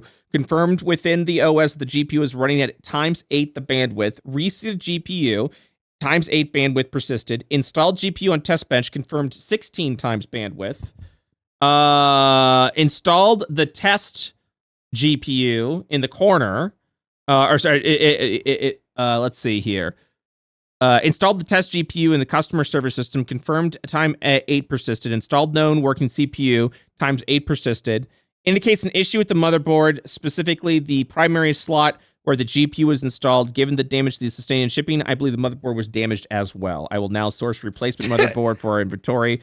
I will need to rerun full hardware validation. I didn't know the motherfucker who delivered your package specifically, because that dude was just dropping it every 5 steps. Dude, I'm telling. He like hucked it at the building, and then he watched it bounce off the wall, and he was like, I could do that better. And then he grabbed it again and threw it again. Yeah, I don't know what happened. I don't know what happened there. That's wild. That is insane to me. That is crazy to me right now. I love how they're like, something else is wrong. So this bitch is falling apart. But the good news is they're gonna update the new motherboard with the new BIOS. They're going to and then they're giving me I got a new motherboard, new GPU, new processor, a whole new computer essentially, and I don't have to pay for it. Thank God. Crazy. I'm hoping that works. Genuinely, because me too, dog. Jesus, I am so. Your computer's been through so much, dude. I don't know what it is. I've got just terrible luck with computers. Apparently, I don't know what it is. I have no idea. You know what I'm gonna do before we get that? I'm gonna replace my power cable just in case it's frying all my computers. That'd actually be really smart. Yeah, That's what I'm thinking. That's what I'm thinking. Yeah, because that way you don't, get it back, plug it in, and then suddenly a week later you go, they didn't fix this fucking thing at all. Well, also I'm gonna be afraid. I gotta make sure that I've got like a valid power cable or whatever the power cable they give me back. You know what I mean? No. Well, so when they send me their the hardware for the computer back, maybe they'll send me a power cable that I should be using. Oh, nice. And then I'll just maybe that'd be cool. I'll make sure to use that power cable because it is. I'm just like, I was like, I really hope I'm not the one frying my computers because my backup that'd look really bad. My backup computer also died. The motherboard died. Just died. Apparently, I was trying to get to work and then it wouldn't turn on. Your bird. Yeah, and I'm just like, oh my God. Your bird was like, I'm tired of not getting paid. Yeah, maybe that's what it is. This motherfucker loves spending all his time on his goddamn computer and not petting me. Maybe that's what it is. Might tear out every little nook and cranny that I can find. Yeah, I'm gonna get a new everything. Well, I mean, also mine's plugged into a surge protector battery, so it's not just like a basic little Best Buy surge protector. I actually got hardware. Good hardware. Yeah, an actual beast. Yeah, I got an actual surge protector and battery, backup battery, so that shit stays on if I lose power, so I can save my work and then GTFO. You know what I mean? So yeah, I don't know. Maybe I'm gonna just get rid of the power cable. Maybe replace it just in case. Nothing wrong with being in case I'm safe. Frying all my computers. Who knows? Correct. I don't think so. I don't think that's God, I hope that's not what's happening. Please, dude, I'm begging you. All right. So that is my computer story. So I'm hoping to get that computer back next week, late next week or early the following week. That'd be good. And I gotta set everything up again for all the games and all that shit. And I gotta do all that stuff again. God. Gotta move files. I gotta moving files is the easy part. For me, my memory sucks now. So what I'm worried about is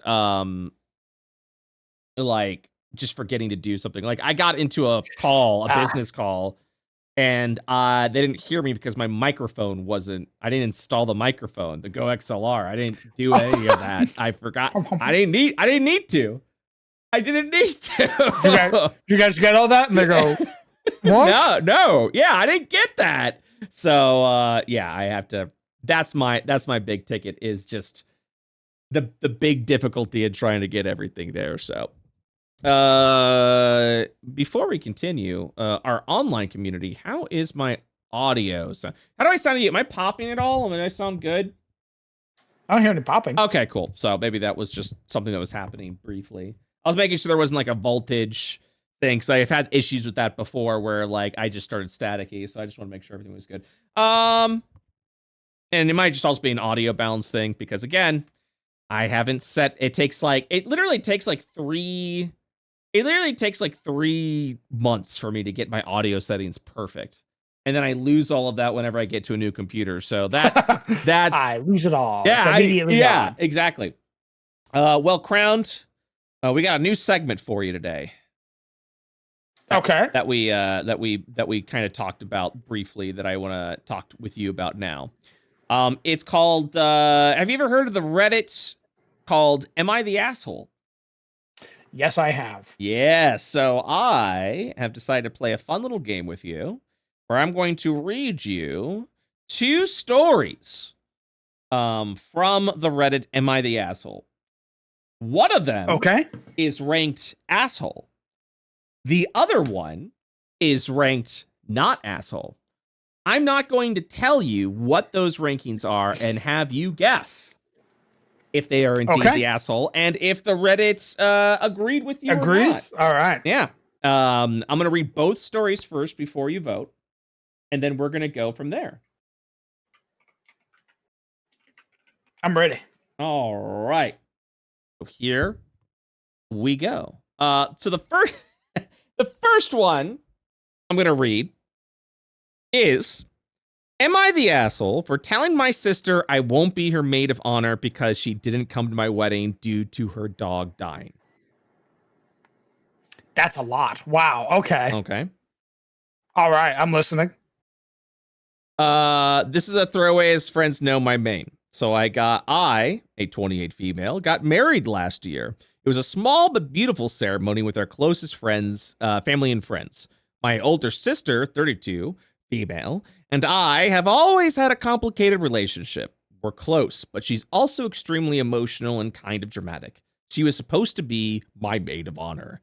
2 days before my wedding, her 14-year-old dog passed away unexpectedly. I was obviously sympathetic, but she called me sobbing, saying she couldn't emotionally handle coming to the wedding because she was too devastated. I tried to talk her down, even offered to have someone bring her home early if it was too much, but she refused and didn't show up. It hurt a lot. She missed one of the biggest days of my life, and I had no maid of honor. We didn't talk much after that. A few months ago, she got engaged and just last week asked me to be her maid of honor. I told her I couldn't. I said I still felt hurt she missed my wedding, and while I love her, I just couldn't pretend like everything was fine. She got extremely upset, said I was being cold and petty, and that her dog was like her child. Our parents are pressuring me to just be the bigger person. I honestly don't know anymore. Am I the asshole for saying no? You are free to 14 years. You are free to theory craft. And also to our online audience, you are free to also vote. But I would like to know, Mr. Crown DM. I kind of want to. Are they the asshole? Is there like a little blurb where they explain, like, did that person have that dog for 14 fucking years? This is from the person. They said 2 days before my wedding, her 14-year-old dog passed away unexpectedly. My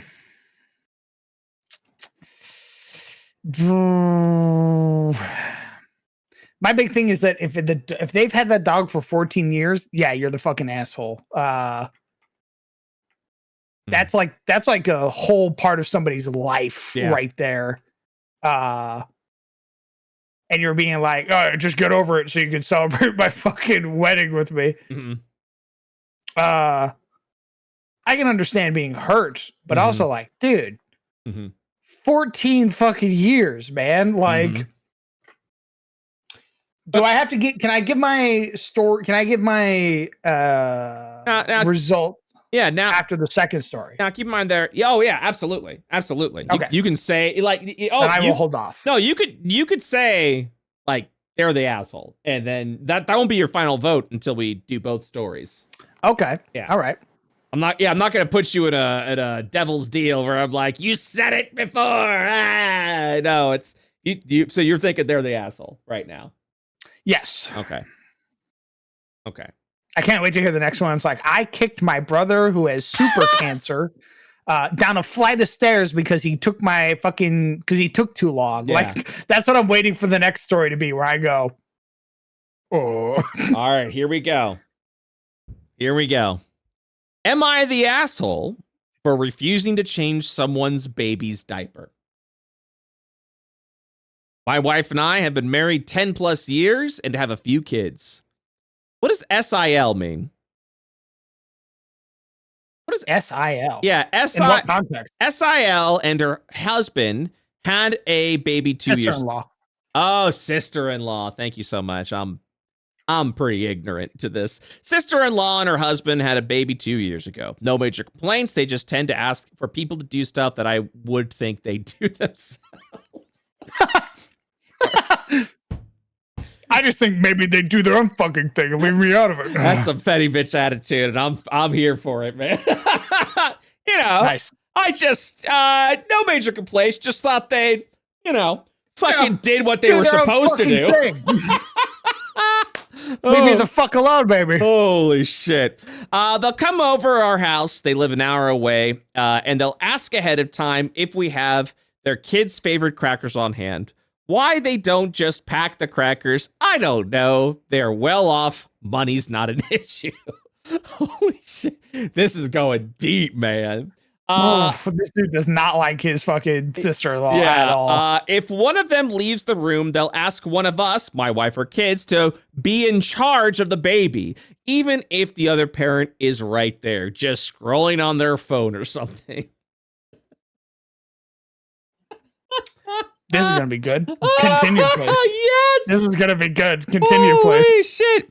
But whenever he's gotta have to do something crazy for me to be like, yeah, he's the asshole. Yeah. But whenever I say something to my wife, she says I'm being too much. I get that. You're being a little too much right now.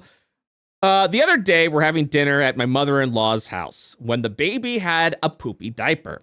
Sister-in-law looks at me and says in the sweetest voice, "Uncle, my name, can you change the diaper?" She frequently does this when we're there, but this was the first time I was asked. I answered politely, "No, I'm sorry. I don't do that." You don't do diapers? No, I don't do other people's kids' diapers. If their mom or dad is around, if their mom and dad is around. I mean, if I'm babysitting, sure thing. But yeah, if the parents are around, I just feel like it's their job. Sister-in-law looks like she's ready to cry. Well, I feel selfish, she says. I smiled to try and set her at ease. Not trying to make you feel anyway, just telling you a boundary is all. The table got really awkward as she got up and did the diaper. Afterwards, my wife blamed me for making sister-in-law feel bad and said I could have just changed the diaper.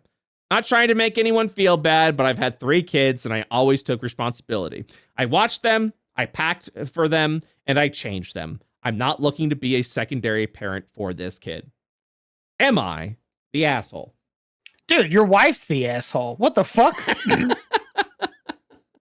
Your wife is like, yeah, just change the diaper. No, dude. I'm sorry, that's not my blood sister. Like, So, yeah, first, the 14-year-old dog dying. Yeah. Asshole. Okay.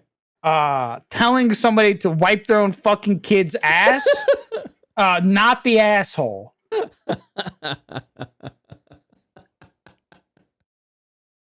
Okay. Real controversial, I know. So, all right.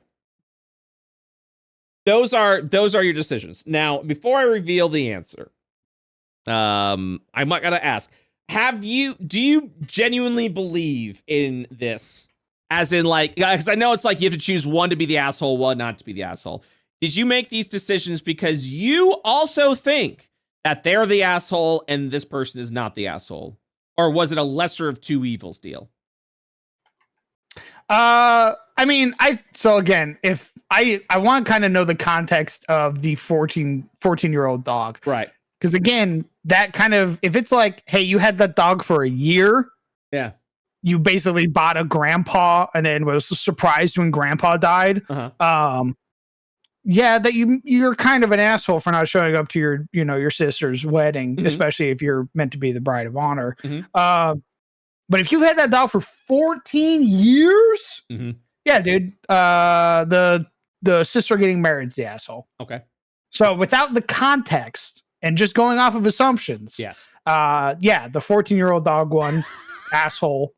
The fucking sister-in-law who refuses to wipe her own kid's ass, not the fucking asshole. We just had a litter bug in the online audience state. Reddit loves dogs and hates children. Holy shit. Okay. So with that being said, oh yeah, and then the kid not change the diaper, or do you genuinely believe that they're not the asshole? Yeah, absolutely. Okay. You're like, without a doubt, period. That's it. Bro, the only reason I had to wipe fucking, I ever had to clean up after other kids is when I worked in pediatrics, and that was my fucking job.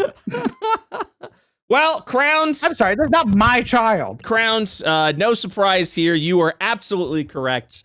The sister, Reddit believes that the sister, who won't be the maid of honor, was the asshole, and nice. They believed that the kid, or the guy that would not change the sister-in-law's kid's diaper, as not an asshole. Easy clear. Easy clear. Like there was ever any doubt, chat. Thank you very much. The top response for the sister that's gotta be good. was, and I think got fucking gold hand. I don't know what that means. Was from you 60, who says, if you're doing this out of spite, then you're the asshole. If you are sincerely declining because you don't want to uphold all the duties and obligations of being the maid of honor, then not the asshole. That is the biggest vote. If you're doing this to be petty, then you're the asshole. But if you're doing it because you just do not want all those responsibilities, then you're not the asshole. That's great response. That's a terrific response. It got two. I hope that makes her fucking sit there and actually think. With the top response there being doing things out of spite, which is to say doing things with the intent of hurting another person, absolutely deserves to be judged. I agreed. I 100% agree. Big agree. That's a circle back to earlier in the episode when I said it's just be kind, don't hurt other people. Yeah, 100%. Surprise. 100%. It doesn't matter the reason, spite or not. Anyone is allowed to decline being someone's maid of honor without being judged. An asshole for saying no, not the asshole. Interesting. Someone is say that for me one more time. That didn't read in my head. No, it's because there's a bunch of abbreviations that I had to figure out in real time what the fuck they meant. This commenter said it doesn't matter the reason, spite or not. Anyone is allowed to decline being someone's maid of honor without being judged an asshole for saying no, not the asshole. Interesting. Yeah, but you're doing it because your sister was rightfully mourning the passing of an animal who had been in their life for maybe 14 fucking years. I also agree with that. And then one of the final responses is not doing things because you've been hurt is completely doing. Not doing things because you've been hurt before is completely different than doing something to hurt someone. Not doing things because you've been hurt before is completely different than doing something to hurt someone. Oh, yeah. Okay. Yeah. And and apparently this conversation goes on. So it's a pretty heated topic. Yeah, about to say it. Because again, it does lack the necessary context. Yeah. It does lack the context if she's had that dog in her life for ages. Well, yeah, it also goes into a little bit of like, well, what is doing something out of spite. So yeah, it's a big conversation. So if you guys go to the Reddit, read for yourselves. It looks like an interesting read. And then the top comment for guy who refuses to change someone's baby. Yeah, the top one just simply states, not the asshole. Your sister-in-law only felt bad because the obvious was pointed out to her. You said no when she asked you, then she pressed you further, trying to either guilt you into changing the diaper or make you look bad because you didn't want to change a poopy diaper. It's so crazy because this person talked about the other parent being there, like, present. Yeah. So it's kind of like, what the fuck they doing? Yeah. There's something. What's happening in that house? There's something else at play. Give me a little bit about that tea. What's happening in that family? There's something else at play there. Abso-fucking-lutely. So that's I'm also figuring that. Responses follow with right. She felt guilty in addressing you as uncle, was supposed to put the onus on you to feel obligated. She sounds like such a user. Another response saying, exactly, I'm still speechless, and then his wife blames him from the mouth of babes, aka the crowd DM. I'm also kind of pissed at the wife for being like, why didn't you just do it? Yeah, fuck you, man. Not to be a bad, I also the wife is definitely on the sister side, but at the same time, I don't know, man. I was kind of hoping that my partner would have my back on that shit. Correct. You know, we're about to have a conversation when we get home. By the way, and we actually talked about this inside the dumpster. You know, make sure you have a partner that you go, hey, I shat myself and I need you to clean it up, or clean me up. And if your partner goes, yeah, no problem, or goes kind of hesitates for a bit, but goes, all right, give me a minute, yeah, that's a keeper. If they go no or ew, no, then that's probably a casual date. You know, I do think there's gotta be a point where you just gotta be like, yeah, that's kind of I know for a fact if say I ever had that and I was like, what the fuck, she would be in my corner 100%. So yeah, good. Yeah, nice. Absolutely. Yeah, and then people I won't go too hard to it, but yeah, then people are going in on the wife now, just being like, you know, I mean, we don't have to go. Let's not go into the wife too hard, guys. Yeah. Well, it's also Reddit, so you know, if you go further down that comment line, there's gonna be well, obviously, fucking women, somebody right? looks around and they go, time for me to be misogynist. Yeah, exactly. And you're like, whoa, no, we're just having a conversation. Fuck, chill. So you can tell that's gonna go down a pretty nasty fucking ladder. Yeah.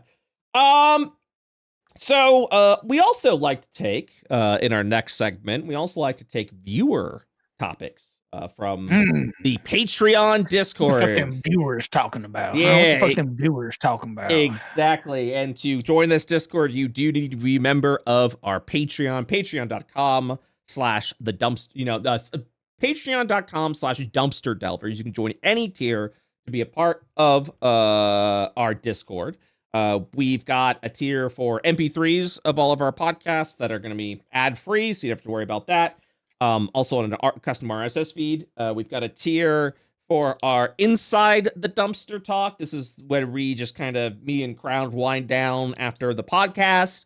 And the Junkyard tier just got a brand new feature, although I don't know if we're going to be able to do it this week because of my potato computer right now. But we are now doing video episodes of the Inside the Dumpster after show.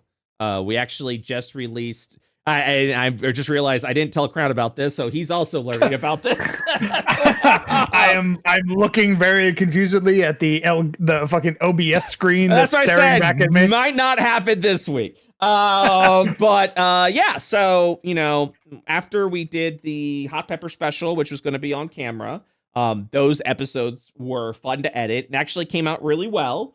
So I was like, you know what? That'll be the Junkyard tier. So you get the MP3 still in the dumpster tier, but if you spend a little extra and join the Junkyard tier, you'll get a video episode of that. Barring that technology is good. because right now we might not be able to do that this week. So, but yeah, go ahead and join there. And then of course we've got Grandma's Garage Sale.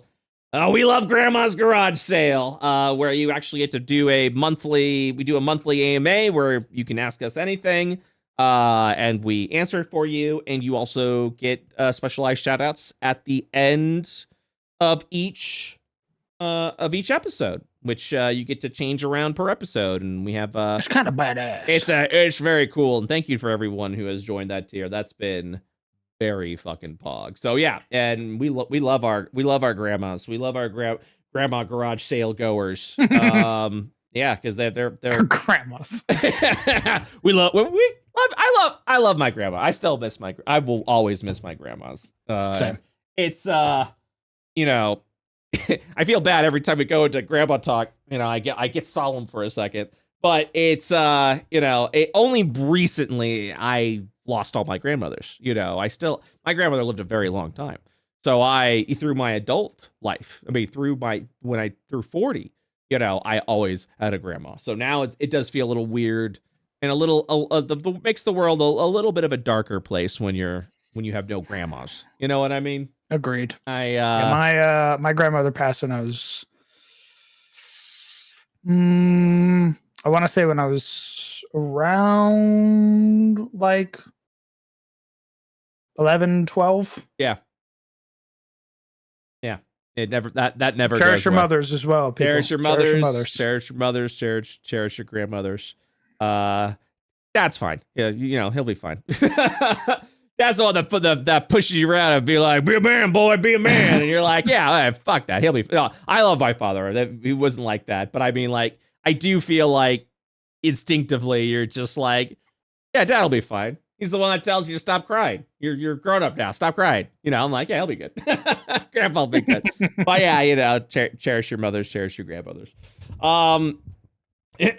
So that is to say that, but all of our Patreon Discord users get to throw some topics over in the request topic channel. And they don't have an expiration date. I grab a random one that I think will be an interesting topic. And I bring it up to Crowned, and we have a little talk about it. This topic comes from Killhall 021, and they want to know, Mr. Crown DM as well as myself, what is your favorite paper cardstock? This is actually a 2-part question. What the fuck did you just ask me? What is your favorite paper cardstock? What's your favorite kind of paper? Like when you're talking about like TTRPG books or anything like that. Do you have a favorite kind of paper? Is that a weird question? I thought that was a genuine, interesting question. Maybe it's because I'm I work at a game company and I also have a digital, you know, I realize this is definitely a graphic artist question. Now that I'm thinking about it. Brother? Yeah. For the longest time, yeah, I thought paper was paper.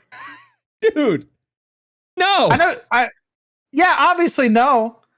But for a long time in my life, I just thought paper was paper, dog. Well, do you have D&D books? Yeah, man. But I'm gonna tell you right now. You can't tell the difference. Actually, I think the only book that I'm like that I can turn the pages and feel comfortable turning the pages is my fucking Flea Mortals book. Yeah. That's it. And that's because it has a nice thick page. Yeah. And that's what you're referring to. I like the one that absolutely. Matt Colville prints with. Yep, absolutely. So that's the one I like. It's got a thicker paper style. That's really good. Absolutely. It's is it a glossy finish or is it more like a matte texture? Hold on. Yes. Oh, he's getting it. Ladies and gentlemen, he's getting the book. Or he's abandoning the cast because I'm being a fucking nerdy guy. You know, for me, well, I'll wait for him to come back because I feel like if we're answering that question, that's not good. If I have to answer twice, that probably would be good. You know, what's interesting though is I have heard that Matt or Mate, or I don't know exactly how you say that word, has been like the popular choice for people. I don't know. I had a like a light gloss, you know. So for me, That's what those books were. All right, what you got? You got the book. Okay. Are you just gonna? This is my book. Yeah, you're just gonna show me a page and be like, "What this?" Correct. I'm not gonna be able to tell you through a webcam, brother. Okay, figure it out, Pushy. I don't know what you want from me, man. There you go. No, that looks gloss. That's got a nice little reflective. I don't know if that's just the paper itself, but it's got a nice little reflection to it. You know what I mean? What the hell is this? Yeah. I mean, what the hell is I had a sticker for Arcadia. Oh, yeah, that I would say that was his book thing that he did for a while. Anyway, yeah, it feels smooth. Yeah, some nice little smooth texture, not rough at all, you would say. Yep. I can turn the pages and they feel really good. Yeah, it's a thick stock. Yeah, I'm gonna say I don't have that book, but I'm gonna say gloss. Solid. It's got a nice little wrapping on it. Yeah. Oh yeah, it's that. Well, it looks like without with the cover. Wrapping. Yeah. No, that I know. We're not talking about the cover. We're talking about the paper in the book. Okay, so there you go. If you got a favorite one, support World of IO. Yeah. Get World of IO books. But also waiting. No, man, it's fine. I'll hold my tongue. It's okay. You were, no, I know what you're going to do. I knew you were going to do. You're going to be like, hey, man, Matthew Colville, MCDM, buy their books. And I was going to be like, yeah, I can get fucked. That's cool, too. No, man, it's cool. That's why I said, buy the world of No. By support small creators. Like actual, like, small creator. And I do put Colville in that. I do put MCDM in that as well. And that's the small creator category when compared to like Wizards of the Coast and the Paisos of the world, absolutely support third party, namely third the party. Hey, there we go. I'll take that. Take a nice little double dip there. Nice. Shit. Yeah, but mine is gloss. I like a nice thick gloss because third edition books were all like that, and I'm not a fan of like the paper texture, the matte texture. Like I get why, but I like the sheen. I like how the pages look, and they feel nice in my hand. Well, and so I get it because like there's you get a little residue when you've got like oily hands and stuff like that. So it kind of leaves some like thumbprints and stuff. But I also genuinely believe that typically when someone buys a hardcover book, they also get a digital PDF. And 9 times out of 10, that book is going to be on the bookshelf. So gloss is really good for like when you're looking at something, but it doesn't get a lot of use. I genuinely think that in the digital age we live in, you're probably gonna have a PDF of the book, right? So 9 times out of 10, that book is always gonna be new. You know what I mean? When you do the few instances, you do pull it off the bookshelf and kind of page through it a little bit. So that's, that motherfucker is sitting with all my other books. Yeah. Crispy clean. Yeah. That thing is basically brand fucking new right now. Yeah, the day of taking your books, it's just gone because you've got iPads and phones and shit like that you can just get that right, PDF. Let's calm down. I'm not rich. Okay. Yeah. Okay. Sorry. with your luxury poodles, right? The ones that carry all that. What? Holy shit. So also, this probably was going to be this one's an easier question for you. What's your favorite dice material? Metal. Yeah, you're a big metalhead. Metal. I like leaving dents in my desk when I throw my metal dice. I love a good resin set. I love a good. Call me old fashioned. I like a good resin set. Actually, yeah, I have a set of dice. They're gorgeous. They are. I have a set of like opal, like gemstone style dice. Yeah. Dude, they are pretty as fuck. So first off, opal's my birthstone. Gotcha. It's an amazing stone. It's a very good. First off, way cooler than diamonds. If you like diamonds, you're a fucking hack. Did Momo get you that? That sounds like a Momo gift. I do believe she got me that. Yeah, that sounds like a fucking Momo gift, right? I can see a Momo gift from a mile away. Momo is incredibly thoughtful with her gifts. Yes. She's like, I've just downloaded your entire life, so I know everything about you to get you the exact gift that you didn't know you wanted, and I went, oh. She got you a fridge so that you didn't have to go up and down the stairs all the time to get a drink. Yeah. Correct. Yeah. That's where I got my NOS from before we started podcast today. I mean, Massey also got me a fridge. That was like, oh my God. Nice. I think she got it for my birthday. Because I was like, I always wanted an office fridge, but I also know that I shouldn't have an office fridge. You know what I mean? You know what I mean, right? Like I should have immediate access to whatever the fuck I want over there, you know. Like it's nice, but you know, like I don't put like a bunch of soda in there or shit. But I was always constantly between like, I want a fridge, but I shouldn't have a fridge, but I want a fridge. And then she just got me a fridge, and it was like a big fridge. She didn't realize how big it was, but it actually fits really well in the corner. So it's a nice fridge. So I get that. Yeah, so I like resin. I've been liking I like the round edge resins, but sharp edge has been pretty fun. And I'm starting to make sharp edge dices as well. So yeah, I like the point of the sharp edge. So, and they're all I like it. I like those are the dice that I like. Just I'm a simple resin guy. Blues and golds. That's what I like. So, Killhall 021, thank you so much for that. All right. So, normally this would be the segment where we read out a D&D horror story. However, I think we will save that for the Inside the Dumpster today because we are at time, which means I've got one more story for you. And by you, I point at the audience that's listening right now. I've got a cursed Waffle House story to tell you. Nice. Yeah, baby. Once again, thank you to our YouTube audience for getting those 10 super chats. That really freaking kind. And now I'm going to tell you a great Waffle House story. You know, everyone, the mystique of Waffle House, right? Everyone's like, yeah, Waffle House is where like crazy shit always happens. Like it's open 24 hours. They're doing all this shit. You know what I mean? People get drunk and then crazy wild stuff happens at Waffle House at 2 a.m., 3 a.m., 4 a.m., blah, blah, blah, blah, blah. I don't care what you think or what rumors you've heard. Waffle House got some pretty fucking tasty food. My God. Have you ever been to Waffle House, Crown? Brother, yes. Yeah. I don't know a person who hasn't been to Waffle House. Dude, okay. Waffle House is, I'm gonna fuck that shame. I love Waffle House. I will go during the day. I don't go often because it's definitely not good for you.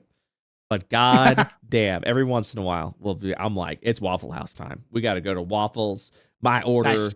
You know, I took Massey recently, and Massey also likes Waffle House, but will never tell you she likes Waffle House because it's Waffle House, because she still has shame about Waffle House. You know, the kind where I go, I want to go Waffle House, and then she'll pause and squint for a moment and go, okay, we can do Waffle House. Like, all right. Like, yeah, we'll go to Waffle House. She's gauging like the potential of people seeing her. Yeah. Well, it's my. Yeah. Go. While you're telling that, I'm going to show you my favorite meme that I've been using a lot recently. Oh yeah, please. Shame specifically. Look, so it's like shouldn't be going to Waffle House, but we'll go to Waffle House. I go to Waffle House. I get the same thing every fucking time. I get the wonderful the all-star breakfast or whatever the hell it's called with a waffle. That I ask for egg. I ask for cheese in my eggs. If I'm feeling a little naughty, I'll get some cheese and onions in my hash browns, but the normal hash browns are just as good. I get buttered toast. I get a regular waffle. I get a giant slice of ham, and I get it at a very good value with a diner black coffee. And I am it's the perfect fucking breakfast. I'll take the toast. It's beautifully buttered toast. I hate buttered toast, by the way. I am not toasted with butter coming in, or spread butter.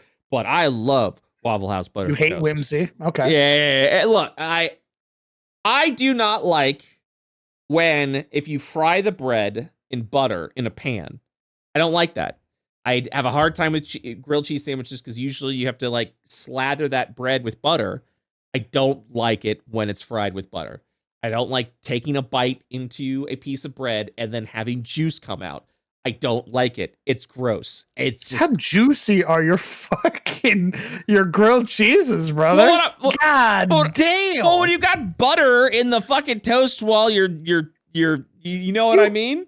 You fucking like lather both sides, man. You Grease. just need enough. No, I know, you just need a little. I know, but I do a little because I don't want to take a bite into greasy bread. I don't like that. I don't think you do a little, man. I think you're using a whole tub of butter for every grilled cheese. All I know is I also don't like toasting. Like, okay, I also don't like brie. I'm okay. I can do brioche.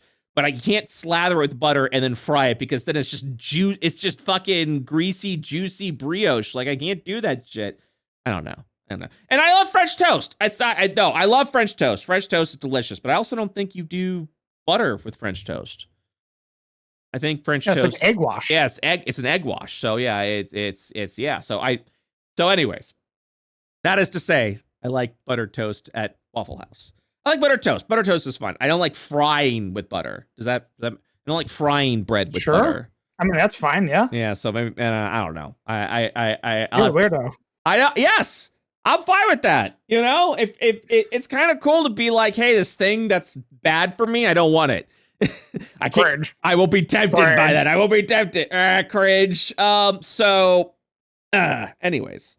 Yeah, I love the buttered toast. I love putting the eggs on the buttered toast. They're cheesy eggs, and they make the best cheese eggs. Holy shit. The secret is that you put cheese in the pan first, and then you cook the cheese in the pan. And once that cheese is melty, you then crack the eggs in there and scramble the eggs in the already melted cheese. But you're not done yet, because just before those eggs finish scrambling, you put another piece of cheese in that concoction. And as the cheese is melting, the eggs are cooking. And once the eggs complete its cook, you now have the best cheesy eggs ever with 2 slices of cheese put in certain times. And that shit is cheesy and is fucking good. Listen, bougie motherfuckers. That's so fucking funny. What? What is so funny about Nothing, that? Man. No, you tell me. What's so funny? You just talk very passionately about it. That's all. It's good. I fucking love it. I love that shit. And then, what was I to say? Yeah, but it makes a good egg sandwich. Makes very good. Anyways, and then of course a waffle, which is they have the best waffles. How can they not? It's the fucking Waffle House. And that waffle, you put a bunch of butter on that, fill that shit up with syrup. Oh my God.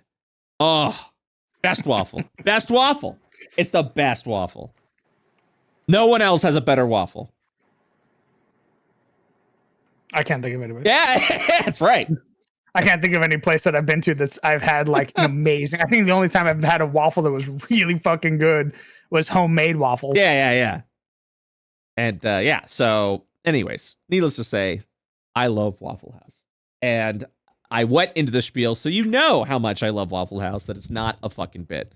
Waffle House is life. It's perfect. It's wonderful. It lets you know when you need to get out of an area because Waffle House never closes. They actually have a Waffle House index that the government uses where the first thing they do when they get into an area is go, hey, is the Waffle House closed? And if it's closed, then shit's bad. And those are the areas that they have to focus on first for recovery. Because that, yeah, I'm just saying, Waffle House is the best. Anyways, so last time I went to Waffle House, what do I say? I go, Waffle House. She leers at me and goes, okay. And then I go, okay.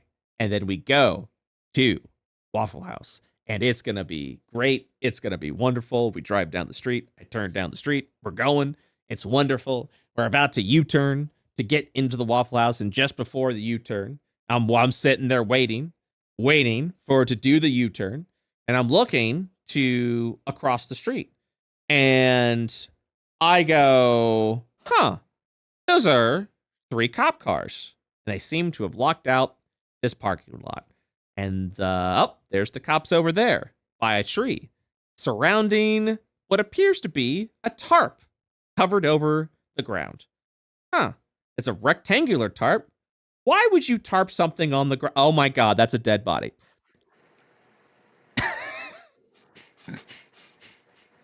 I just love the mental breakdown of your mind where you're like, all right, let's figure this out, chat. Yep.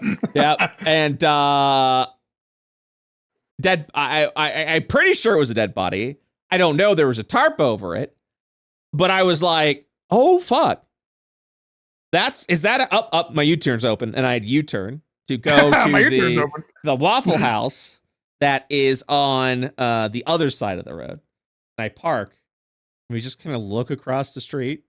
I just don't say anything yet. I just kind of look over, see the cop cars, see the tarp, see the wind blow up, see what I'm pretty sure is the shadow of a body, and we just walk into the Waffle House. We don't say anything. I sit down. I look at Say. I go, is that a body across? She's like, yeah. I was just thinking, like, what the fuck? I was also very curious, and I was just waiting for you to bring it up. Yeah, I was like, is that a body across the street? And so I'm pretty sure that was a dead body. Unfortunately, a freeze. We just were going through a freeze, so if I were to guess, it was probably someone homeless who froze to death. And I just was assuming I didn't actually get to see any evidence about it, and just looked across the street. I'm like, yeah, that tarp is body shaped. That's probably a dead body. And then I ordered my all-star meal, and it was wonderful. No, I got onion. The world we live in. Anyway, extra sausage. I was please. like, today feels like an onions and cheese day in my hash browns. Make sure you get the ketchup. Big cup of coffee, please. Yeah. And then I had Waffle House, and nice. Just stood out like a dad standing on the porch watching the thunderstorm roll in. Like, just like, what is going on over there? And then that kind of day, huh? Yep. And then I had Waffle House as normal, and that is my cursed Waffle House story. Thank you so much for listening. Woo! Nice. Cheers. Holy shit, man. Oh my God. All right. Well, I think that wraps this up.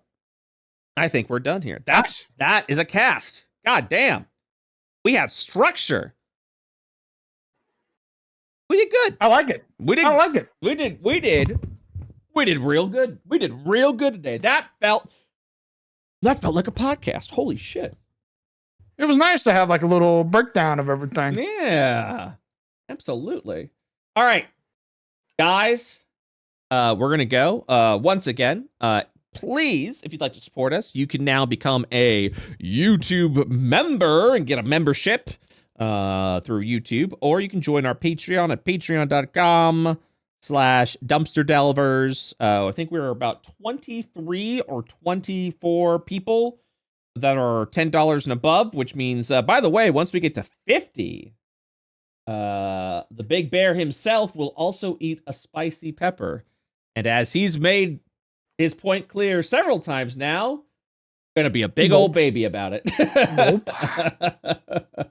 You're a psycho, man. I watched, for those of you who didn't see it last time, this motherfucker went, hey, want to see a magic trick? And then proceeds to eat a second one. Yes. Out of nowhere. Like literally, like he walked up to me and he was like, hey, watch this. Yeah, so the last Into the Dumpster episode, I did shock Crowned by eating another pepper. The video of it is up in the Junkyard tier. You can listen to the MP3 in the Dumpster tier on Patreon. Yeah, and it was good. It was a good episode.